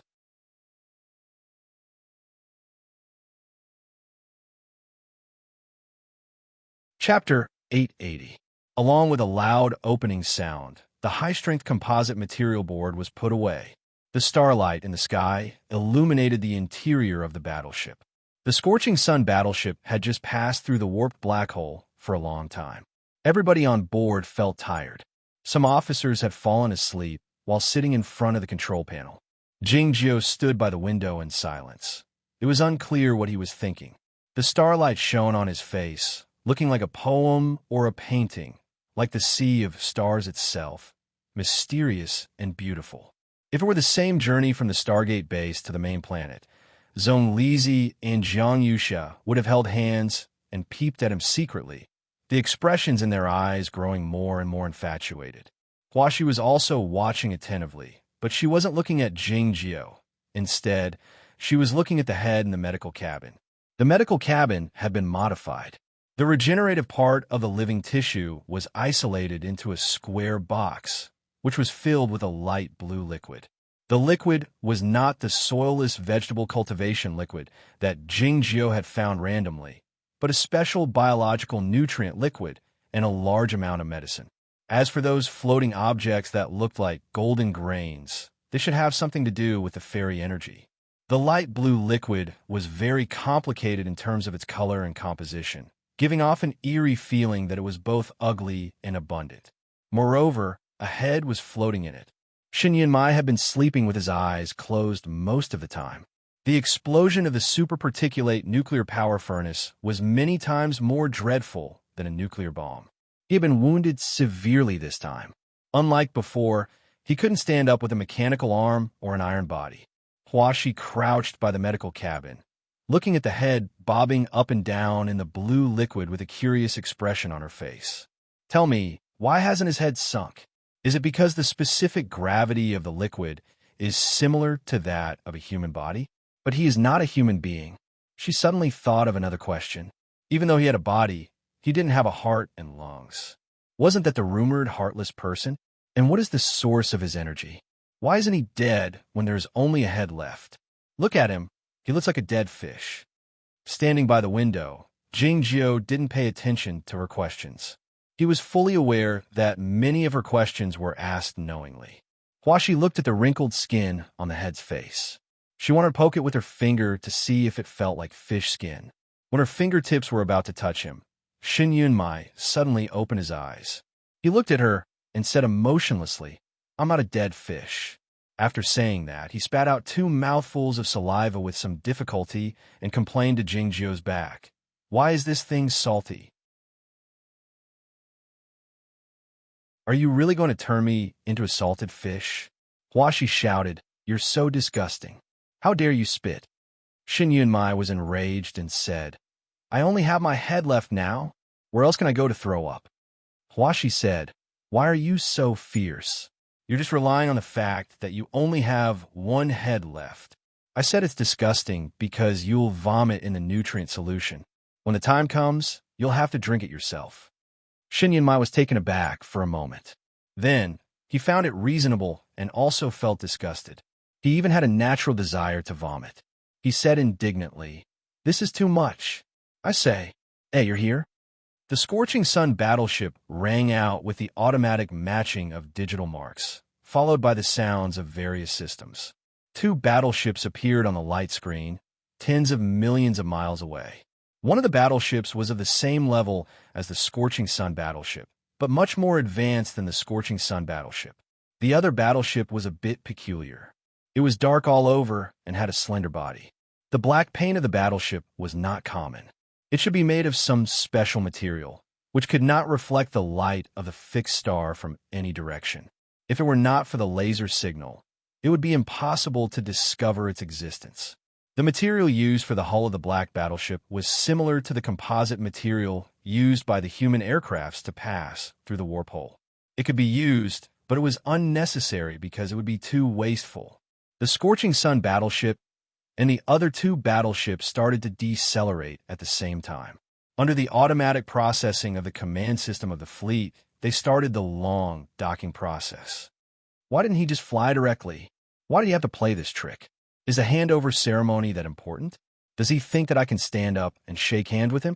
Shen Yunmai was very weak and emotionally unstable. Regardless of whether the explosion on the holiday planet was a plot or not, it was certain that it was not a power struggle. Power and influence didn't mean much to people at their level. He had been the chief advisor with the highest authority in the military back then. Because of Jingjiu, he became the commander of the nuclear fleet of the planet. He was a genius among the regular people, a position that he couldn't attain even if he worked hard for the rest of his life. As far as they were concerned, it was a piece of cake. The long deceleration process had finally come to an end. The relative speed of the 3 battleships was close to 0, and they looked more and more real in each other's eyes. Looking at the approaching battleship outside the window, Jingjiu remained reticent. The bodies of the battleships quivered slightly. The 3 battleships had finally docked successfully. The silent battleship leaned against the passage made of the circular components, looking like the fish waiting by the automatic feeder obediently. They, of course, wouldn't approach it voluntarily. It had to be the other party. The footsteps broke out. A figure could be vaguely seen in the passage. The tall man who walked onto the scorching sun battleship wore a military uniform and a black overcoat. The black overcoat indicated that he had a superparticle nuclear power furnace with him, which also proved his identity. He was the former godly swordsman of West Ocean and the current commander of the nuclear fleet of the planet, Jin Shalai. All the captains and the regular soldiers on the scorching sun battleship bowed to him. Jin Shalai was expressionless, looking exceedingly solemn, like the statue on the ocean years ago. As the door of the suite was opened, he saw the man by the window and hastened his steps to approach him. The statue seemed to come alive in an instant. He walked to the front of Jing Jiao and flashed a sincere and sunny smile, saying, "Immortal, long time no see. Are you all right?" asked Jing Jiao. "I'm fine," said Jian Shalai with a nod.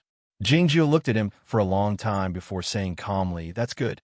Soaked in the blue liquid, Shun Yunmai looked at the ceiling and listened to the conversation. His wrinkled forehead became even more wrinkled, thinking that it was different from what was written in the books. Jing Jiao didn't say anything more to Jian Shalai.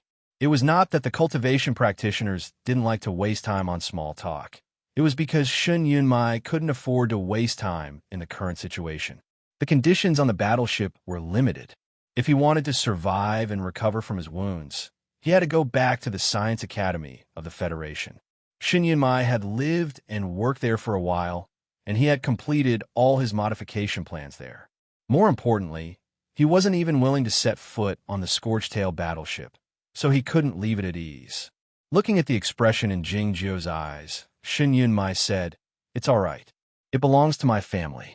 The strange black battleship turned out to belong to the Shun family, and the people on the battleship were all his servants. As such, he didn't have to worry about any mishaps. Jian Shalai didn't pay any attention to Shun Yunmai, nor did he greet him, regardless of his seniority in the cultivation circle of Chao Tian or his relationship with the former commanders of the nuclear fleet. Yet, Shun Yunmai didn't let him off the hook. "It looks like you've successfully modified your mentality," he remarked in a mocking tone. Jian Shalai said expressionlessly while looking at him, "The young Master Shun has nothing but your mouth right now." Shun Yunmai let out 2 feeble laughs and then spat on the ground twice, asking, "Why are you so rude to me?" Jian Shalai said, "I'm the enemy of the Aoyama sect." Shun Yunmai exclaimed angrily, "Do you think I'm an idiot? You and the sect master of the Aoyama sect are talking and laughing here. Why are you talking about enemies with me?" Jian Shalai ignored him and said to Jing Jiao, "I'll take him there."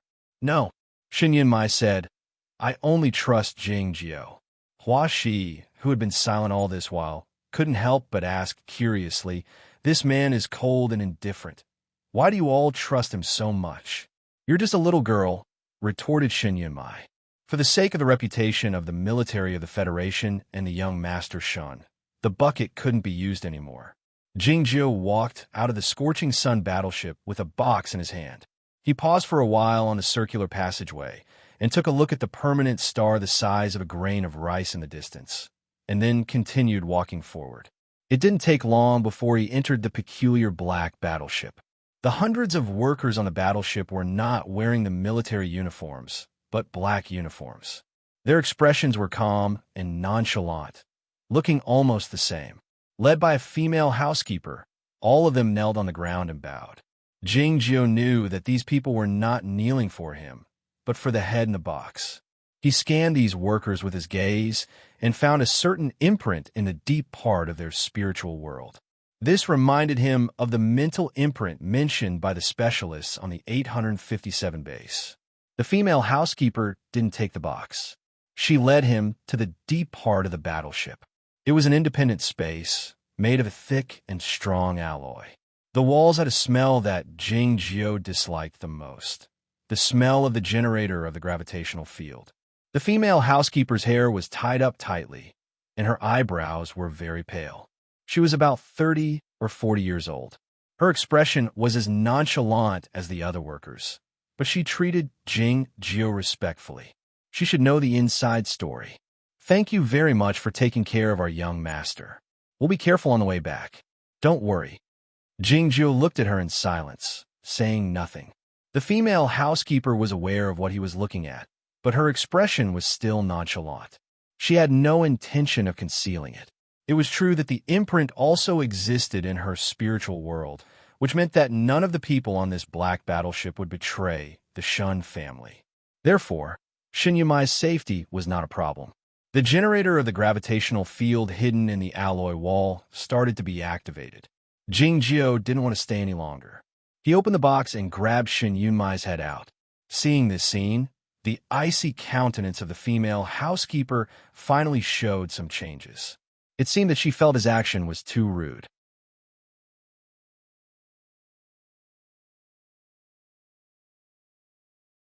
Chapter 881.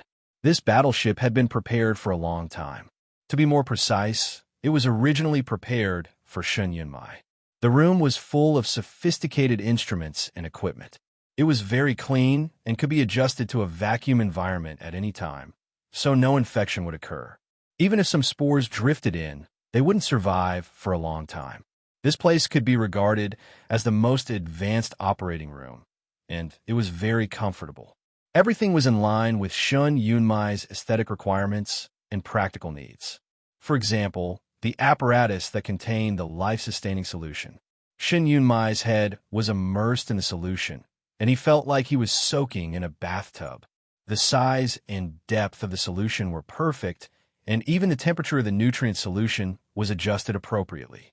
Shin Yunmai sighed comfortably, finding that his home was indeed the best. "Are you sure?" asked Jing Jiu. Shin Yunmai uttered, and continued, "No matter if you stay in the base or go somewhere else, you can come and play with me at any time if you get tired of thinking about that problem." "No," said Jing Jiu. Shin Yunmai's head was bobbing up and down in the solution, as was his voice, full of helplessness and faint longing. "I've been seriously injured this time. It'll take me more than a year to recover. It's very boring." Jing Jiu uttered, and reached out his hand to rub Shin Yunmai's head. Then he turned around and walked out. Shin Yunmai's line of sight fell on his back. He suddenly thought of something and yelled, "You said you could control me because you're the sect master of Aoyama, but haven't you ascended now? The sect master of Aoyama should be someone else." "I didn't completely withdraw." Jing Jiu didn't stop walking. Shin Yunmai thought he was referring to the retired emperor, so he shook his head subconsciously. Shaking his head was a simple action, but he had only one head left. So when he shook his head, it looked quite odd. The nutrient solution rippled and splashed. The current sect master of Aoyama's sect was Zhua Rujui, who nobody could control. Before Jing Jiu left the bamboo chair, he saw the scene for the magic treasure of Zhongzhou School. The problem was that Shun Yunmai, his father, and generally didn't know about it because his book didn't mention the latter part. If one were to rely on the original to deduce the future or calculate his behavior, there would be many mistakes. The book didn't mention the ascension of Jian Shilai because he had already left the sun outside Chaotian at the time and embarked on a journey to find the snow girl. After returning to the scorching sun battleship, Jing Jiu and Jian Shilai stood by the window and watched the black battleship depart slowly. "Have you heard of Thought Imprint?" Jing Jiu asked. Jian Shilai asked, "Do you want to start a pyramid scheme?" With the rebirth of human civilization, many achievements of ancient civilizations were rediscovered, inherited, and developed. Many other business models and social phenomena were also inherited. Pyramid selling was a business model in the embryonic stage of the distant ancient civilization, with a hint of religious fanaticism and some practical methods. As expected, it had been revived in the Federation of the Milky Way. Like a cockroach, it had an unimaginable vitality and advantages. Jing Jiu looked at him in silence and said nothing. Jian Shilai said, "Deconstructing the spiritual world and then reorganizing it according to a certain purpose can be regarded as a method of brainwashing, but it's more direct and effective. The current methods are quite diverse. For instance, some battleships on a mission to their death would take a drug together. However, it has been seldom used in recent years because of the controversy. The cultivation practitioners are good at mental control, said Jing Jiao. Looking at Jing Jiao's profile, Jian Shilai asked expressionlessly, "What are you trying to say? Do you think I've been brainwashed?" "Only those who have been brainwashed would be so sensitive," said Jing Jiao. "It's not funny," said Jian Shilai. Jing Jiao didn't say anything more. He kept looking at the window. The black battleship had gradually disappeared into the dark space and could no longer be seen. All the workers on the black battleship were the servants of the Shun family. Their spiritual world had been implanted with the so-called thought imprint a long time ago, so they would never betray the Shun family. To say nothing of the threat of death, it was impossible for such a thought to exist in their consciousness. On this battleship, there was no need for them to worry about those messy matters. Soaking in the warm liquid, Shun Yunmai felt as if he had returned to his mother's womb. "Let's begin," he said, trying his best not to feel sleepy. The female caretaker responded expressionlessly and reached out her hands to hold his head. The gravitational field could be activated at any time, and a dozen automatic machines were waiting by the side. He had to return to the Science Academy of the Federation if he wanted to recover his body completely. But the journey in space was a long one. He had to start the operation right away if he wanted to prevent his wound from worsening. To put it more precisely, he had to perform a craniotomy on himself. His arm could be replaced, and so could his body and energy supply system, but his brain couldn't be replaced. As such, the only thing that could hurt him was the impact on his brain. As for transferring his consciousness, it was not necessary even if it was possible. Shin Yunmai had realized this when he had his first arm replaced on the 857 base. As such, he had attached great importance to the protection of his brain at the beginning of his body modification. He studied seriously for a period of time and became a neurosurgeon. In the medical circle of the Federation of the Milky Way, he was definitely one of the top 3 specialists in neurosurgery, but no one had the chance to be operated by him. After Shinyamai had mastered the relevant knowledge, the first thing he did was to reduce the volume of his brain by a great deal. In other words, he had gotten rid of the redundant parts. With the support of the Taoist magic, this absurd idea had become a reality in his hands. The volume of his brain was only 1/7 of that of a normal human brain. Of course, he didn't become a retard. Next, he protected his brain with many layers. The outer layer was made of the rarest superalloy in the universe, which was covered with a high-density material. Many miniature formations were embedded in the gray interlayer, and the vacuum maintenance formation, which corresponded with the miniature formations, was the second layer. In addition, there were many other unimaginable modifications. Along with the deep sound of the electric machine and the sound of the magnetic force, the sharp plasma knife cut open the outer shell of the head, revealing a narrow crack. A thin stream of water reached into the crack and started to rinse the brain. The width of the water stream was kept within the range of super tiny particles. All of this was under the control of Shun Yunmai's consciousness. This was the debridement and rinsing process at the beginning of the surgery. The stream of water was very gentle and had little momentum.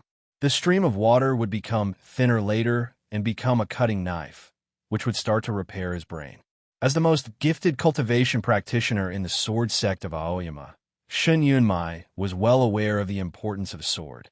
He had been looking for the most suitable sword, which was also a surgical tool, ever since he started to dabble in brain surgery. The requirement for the surgical tools were very high, which were much higher than writing on the skin of a grape or cutting gauze on a piece of tender tofu. He had eliminated all kinds of ray knives and precision alloy knives after many rounds of experiments. In the end, he found that the water knife was the most suitable for carving on the brain. Since the requirements for the surgical tools were so high, it was obvious that this surgery or the daily maintenance work was very risky. Shun Yunmai was at his weakest and most unprotected moment, not to mention that he only had a head left and could only control things with his consciousness.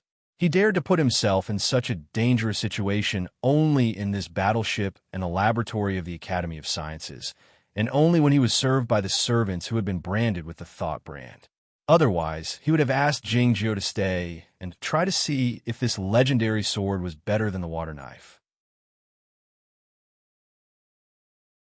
The sizzling sound continued, and a few streams of water with a faint powder flowed out from the operating table, indicating that the amount of blood coming out from the brain was very little.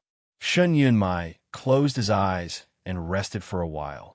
Then he opened his eyes and was ready to start the surgery. It was then that the stream of water suddenly disappeared. He looked at the middle-aged female housekeeper. The female housekeeper looked at him in silence, saying nothing. Shen Yunmai remained silent for a while, and then asked with a self-mocking smile, "Why did the water suddenly stop?" He was a head floating on the surface of the solution. His smile looked rather eerie and dreadful. This black battleship had the highest level of technology in the Federation of the Milky Way, which was far superior to those battleships of the military. Even the battleship of the immortal Chi Song couldn't compare with it. There was no need to describe the situation in detail. At least, it was impossible for the water to stop on this battleship, not to mention that this room was an operation room specially prepared for Shen Yunmai.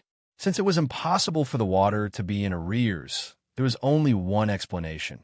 Someone had turned off the water. If the water was turned off in normal times, the worst that could happen was that Shen Yunmai couldn't cook or flush the toilet. However, there was suddenly no water at the moment, and Shen Yunmai couldn't perform the surgery. He couldn't prevent his injuries from worsening, and he might even die.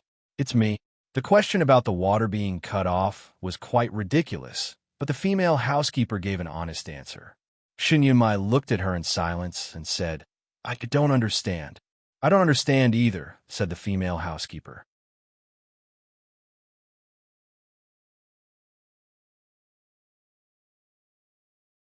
Chapter 882. This battleship was equipped with an information shielding system. If the intruder was detected, the information would be cut off automatically. The female caretaker and all the servants had an unerasable mental brand in their minds. The female caretaker had suddenly committed a traitorous act and intended to kill her young master, and she didn't even understand why she had done so. There was only one explanation for it. Someone had tampered with her mental brand. The answer was clear. After a moment of silence, Shen Yunmai asked, "Though I'm not very obedient and a bit crazy, I'm not a disgrace to him. Why does he want to kill me?" The female caretaker said, "My master doesn't have the intention to kill you. He just wants you to be obedient and not run around and make some bad friends." Shen Yunmai's voice grew cold as he said, "I don't have any hands or feet right now. Is it a good time to lock me up?" "Yes," said the female caretaker calmly. It was easy to lock a person without hands or feet up. He didn't need a cell. All he needed was an urn, a vat, or a barrel. In history, and even in real history, such a story had happened more than once. Thinking that Jingjiu used a barrel to lock him up and down, Shen Yunmai couldn't help but sigh resentfully. Along with this sigh, the female caretaker's eyes grew a bit blurred, but she regained her calmness in the next moment. She pulled up her hair to expose a piece of metal wire in her ear, saying, "All the attendants have set up a brainwave barrier. Young master, you don't have to try to control your mind. It's too exhausting, and it's not good for your recovery." Shen Yunmai stared into her eyes, saying nothing. Pa, pa, pa, pa, pa. Countless explosions broke out in the quiet operating room, and the sparks flew everywhere. In the midst of the chaos, the plasma knife changed its direction noiselessly and stabbed toward the bottom of the female caretaker's ribs. Pa! A sharp weapon that looked like a flying sword without a handle slid down from the sleeve of the female caretaker. It cut off the tip of the plasma knife and then pressed against the top of Shen Yunmai's head calmly. The humans in the Federation of the Milky Way couldn't cultivate the magic methods like the humans in Chaotian, nor could they ride the flying swords. Yet, they could cultivate and ride the swords in a different way. This housekeeper had served the father and son of the Shun family for many years and was influenced by them. She was also taught the Aoyama sword art and was already a strong practitioner in the early stages of the inherited knight state. Now, Shin Yunmai had only his head left. He could only attack his opponent through the sword awareness or control the nearby equipment to attack him. No matter how one looked at it, he seemed to be struggling on his deathbed, revealing a sense of despair and indignation. Normally, it would be extremely difficult for the housekeeper to break Shun Yunmai's defense, even though she was an expert in the initial state of the inherited knight state. The problem was that he had just used the plasma knife to cut a small crack in his brain's strongest protective shield. The housekeeper's sword was right there, ready to stab into his brain at any time and turn it into a ball of tofu pudding. The door opened, and a dozen staff members in black uniforms walked in.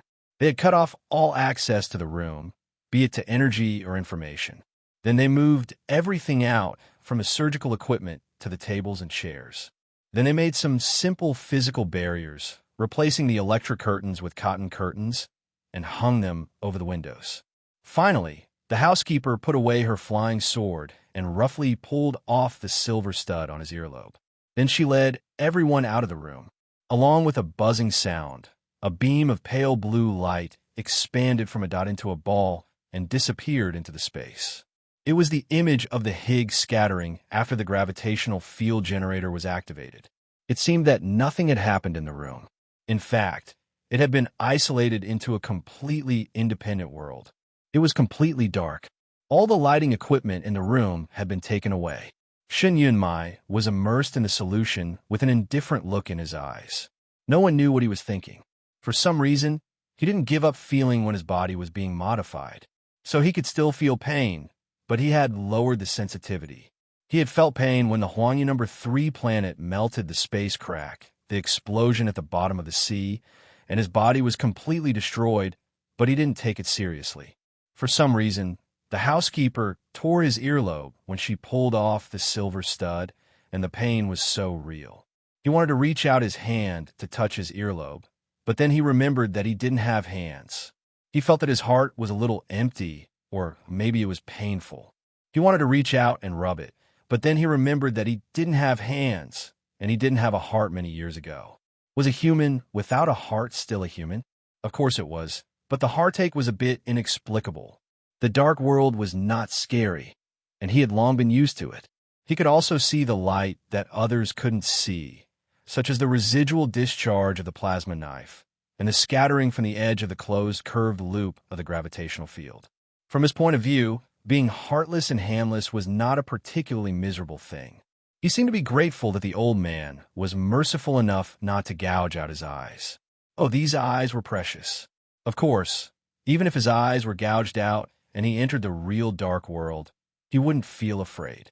He was a real Taoist practitioner who had pursued his own path since he was a child. The firmness of his Taoist heart was completely inversely proportional to his appearance of insanity. He felt disgusted at the thought that he might become a head in a bucket, waiting for the end of time and the arrival of observers like those concubines in a jar. How could he get out of his current predicament? He had to dismantle the gravitational field enshrouding the whole battleship. If he had hands, well.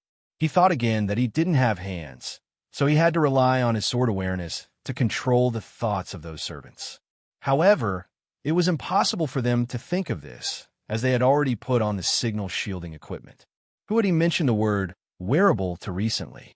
There was only one possibility left, which was that the instant when the tide of the gravitational field broke, the crack sent a message to the outside world for help. To ask for help, he had to find someone who was willing to help him. According to the common saying of humans, this kind of person was a friend. The problem was that he didn't have a friend. Shin Yunmai thought of this fatal problem while looking at the dark room and feeling isolated from the outside world. Then he thought of Jingjiu. The black battleship with a peculiar shape, looking like a space antenna, disappeared in the space, making the light from the distant permanent star vanish into the void. Jingjiu pulled back his gaze and asked Jian Shilai, "Have you been on that mineral planet all this time?" "Yes," Jian Shilai replied.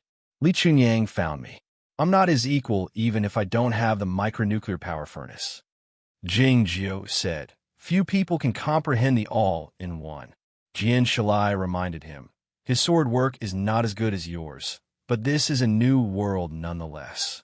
Jing Jiao asked while fixing his gaze on his arms, are you badly wounded?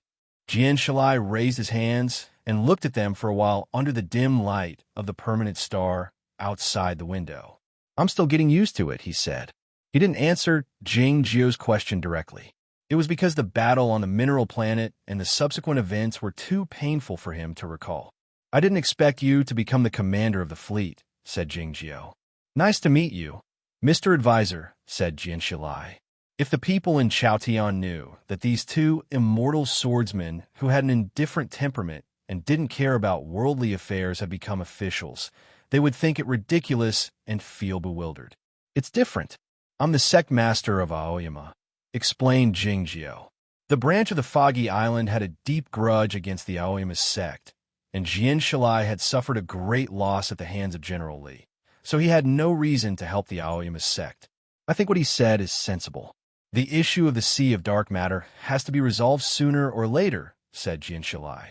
The light screen in the room lit up, displaying the live news. The fleet of the Federation was helping the populace on the holiday planet evacuate. Though Shin Yunmai had successfully melted the space crack, the earthquake and the subsequent disasters had killed many tourists and populace. It was chaotic on the screen.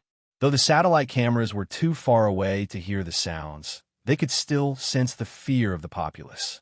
The populace can enjoy themselves as much as they want without worrying about the Sea of Dark Matter. It's because it will happen 300 years later, and they can live no more than 200 years at most.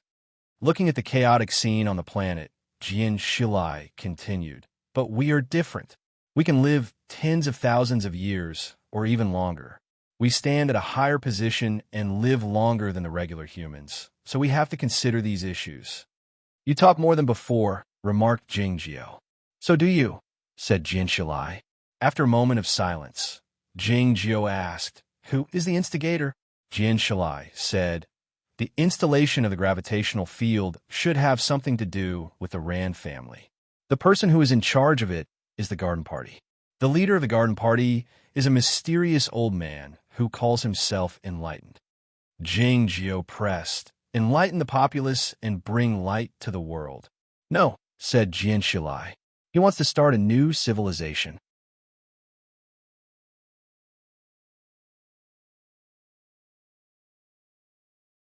Chapter 883.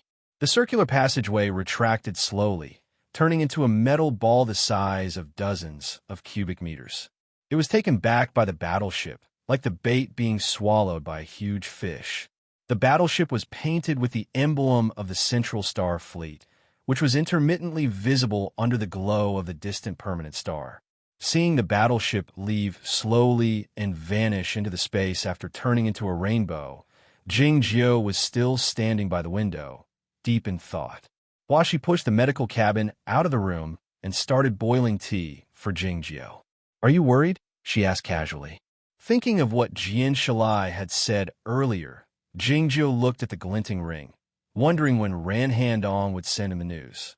I want to know everything that has happened to Jian Shalai, he said. Huashi didn't pretend to know nothing as naively as before. Looking at the reddish lines on the surface of the iron kettle, she remarked softly, You're actually concerned about others' affairs. Jing Jiao said, Others' affairs are often our affairs. After a moment of silence, Huashi said, The military is keeping a close watch on those secret bases. I need some time. A few days later, the Scorching Sun battleship returned to the outer edge of the galaxy 857. Like before, it didn't approach the dark planet. Jing Jiao led Huashi back to the circular base. The young biochemical officer wasn't waiting for them in the suite. It was unclear where he had gone. The monotonous footsteps rang out in the quiet circular passageway. Jing Jiao walked to the deep part of the base. He glanced at the alloy wall when he passed by the floor-to-ceiling window, but he didn't find any traces. The bald Professor Long was nowhere to be found. It was unclear where he had gone. Those professors and scholars were focused on their own research, so they had no idea what had happened in the outside world, nor did they know that an explosion had taken place on that holiday planet and what kind of danger the humans had encountered. It wasn't until those colleagues who had gone on vacation came back that the discussions broke out in the laboratory. Passing through the transparent passageway, where the lava came up and following the guidance of the formation of Yamatsai, Jingju landed on the cliff and pushed open the heavy bronze door. It was still the same patch of starry sky behind the door, but it looked a bit different in his eyes after a few days of traveling. He felt more familiar with it and more intimate with it. He had been involved in some karma after all. Sung-ju sat cross-legged in the air with his eyes closed. He was a little tired. The starry sky shone on his face, adding a sense of holiness. Jingjiu knew that this sage was deducing and calculating the plan to ignite a star. He did not know how many years he had been thinking about it, and how many more years he would need to think about it without Jingjiu. Then he thought of the scholars specially recruited by the military. They spent their entire lives doing research in this circular base, burning their lives and offering their wisdom until they died. "Is it worth it?" he asked. The scholars and soldiers in the circular base and many other places will never be able to return to human society. They won't be able to have a normal or ordinary life. And the human society didn't even know what they had contributed to the war until they died. More importantly, they probably couldn't witness the decisive battle between the humans and the sea of dark matter until the day they died. It's hard to say whether it's worth it or not, but it's for each individual. Sung-ju opened his eyes, looked at him, and said calmly, "I don't avoid it because of fortune or misfortune, because this is a catastrophe for the entire human race, and it is impossible to avoid it. Therefore, I don't think of myself and the human race as very great." "That's a good answer," said Jingjiu. Sung-ju said to Jingjiu in a gratified tone, "Now that you're back, you should have your own answer." It was true that if Jingjiu wasn't willing to accept the request of the cocoon breakers and fight for the future of the human civilization for the rest of his life, why would he come back? As far as those scholars are concerned, such a life isn't too hard. They can meet like-minded colleagues and have access to the most advanced technological knowledge of the human civilization and the precious treasures left behind by the distant ancient civilization. It's hard to find such a happy life in the human society. There are many recreational facilities in the base, and they can also take vacations and have a family life. Of course, all of this is meaningless to you. Sung-ju turned off the tracking program of the space probe and flew back to the edge of the cliff. "Why are you hesitating?" he asked Jingjiu. "Have you been managing this formation underground all these years?" asked Jingjiu. Sung-ju said, "The closer the place is to Chaotian, the greater the difference in the flow of time. It's comparatively smaller in other places. I've been here for more than 200 years, and I've gone out a dozen times during this period. It's not hard to endure." When a crack in the dimensional space appeared on the Huangyu number 3 planet 9 years ago, this saint was the first one to rush over and stayed there for a long time at great risk. Though the fairy bodies of the ascendants wouldn't be contaminated by those spores, it would still cause problems if they stayed in contact with the sea of dark matter for a long time. A few days ago, the Central Star Fleet had suddenly been contaminated by the spores, and it was he who rushed over to help Shun Yunmai stabilize the situation. It could be imagined that Sang-ju had left the 857 base a dozen times not for a vacation or for relaxation, but for a dangerous mission. Because of Bu Qiuxiao and Shi Yun, Jingjiu had a good impression of Yamatsai. The main reason was that Lu Shisui should have become the house master of Yamatsai. Jingjiu had a good impression of Sang-ju, so he decided to be more direct with him. "I have a question," he said. Last time he asked Jingjiu what weapon the distant ancient civilization had used to destroy the 857 planet, and Jingjiu said that generally would tell him. Besides that, he had other questions. The old dragon, the unicorn, and the round turtle didn't ascend, but there should have been other ascendants before the humans. Jingjiu went on, for instance, the rosefinch in the legend and the giants on the ocean. Where are they? The Federation of the Milky Way hadn't recovered yet, and that being hadn't woken up yet. It was too long ago, so there aren't many records about it. Sengju continued. According to our calculation, those powerful beings might have tried to cross the vast Milky Way. Of course, they might have encountered the sea of dark matter. What is the mother nest? Asked Jingjiu. Shin Yunmai's explanation is terrible. After a moment of silence, Sengju said, yes, maybe the mother nest is a monster that was infected by those powerful beings. Is this why the ascendants need to be investigated? Asked Jingjiu. I've spent most of my time here since I ascended, calculating and setting up the formations. I have little contact with the outside world. Looking at the stars outside the cliff, Sengju continued nonchalantly. You are in a special situation this time, which is why I joined the investigation. Speaking of which, it was my second time to go to the main planet when you talked to General Li in the Museum of Modern Art. What you said is correct. This is why the ascendants need to be investigated before they can be trusted. If the giants on the ocean and the rosefinch could be infected by the sea of dark matter and eventually become a formidable monster like the mother nest, why would the ascendants be an exception? If an ascendant didn't have the courage to commit suicide when facing the final darkness, he would become the greatest threat to the human civilization. The ascendants had to be investigated, and all of them had to answer the same question. Do you dare or not? He would be accepted only if his answer was correct.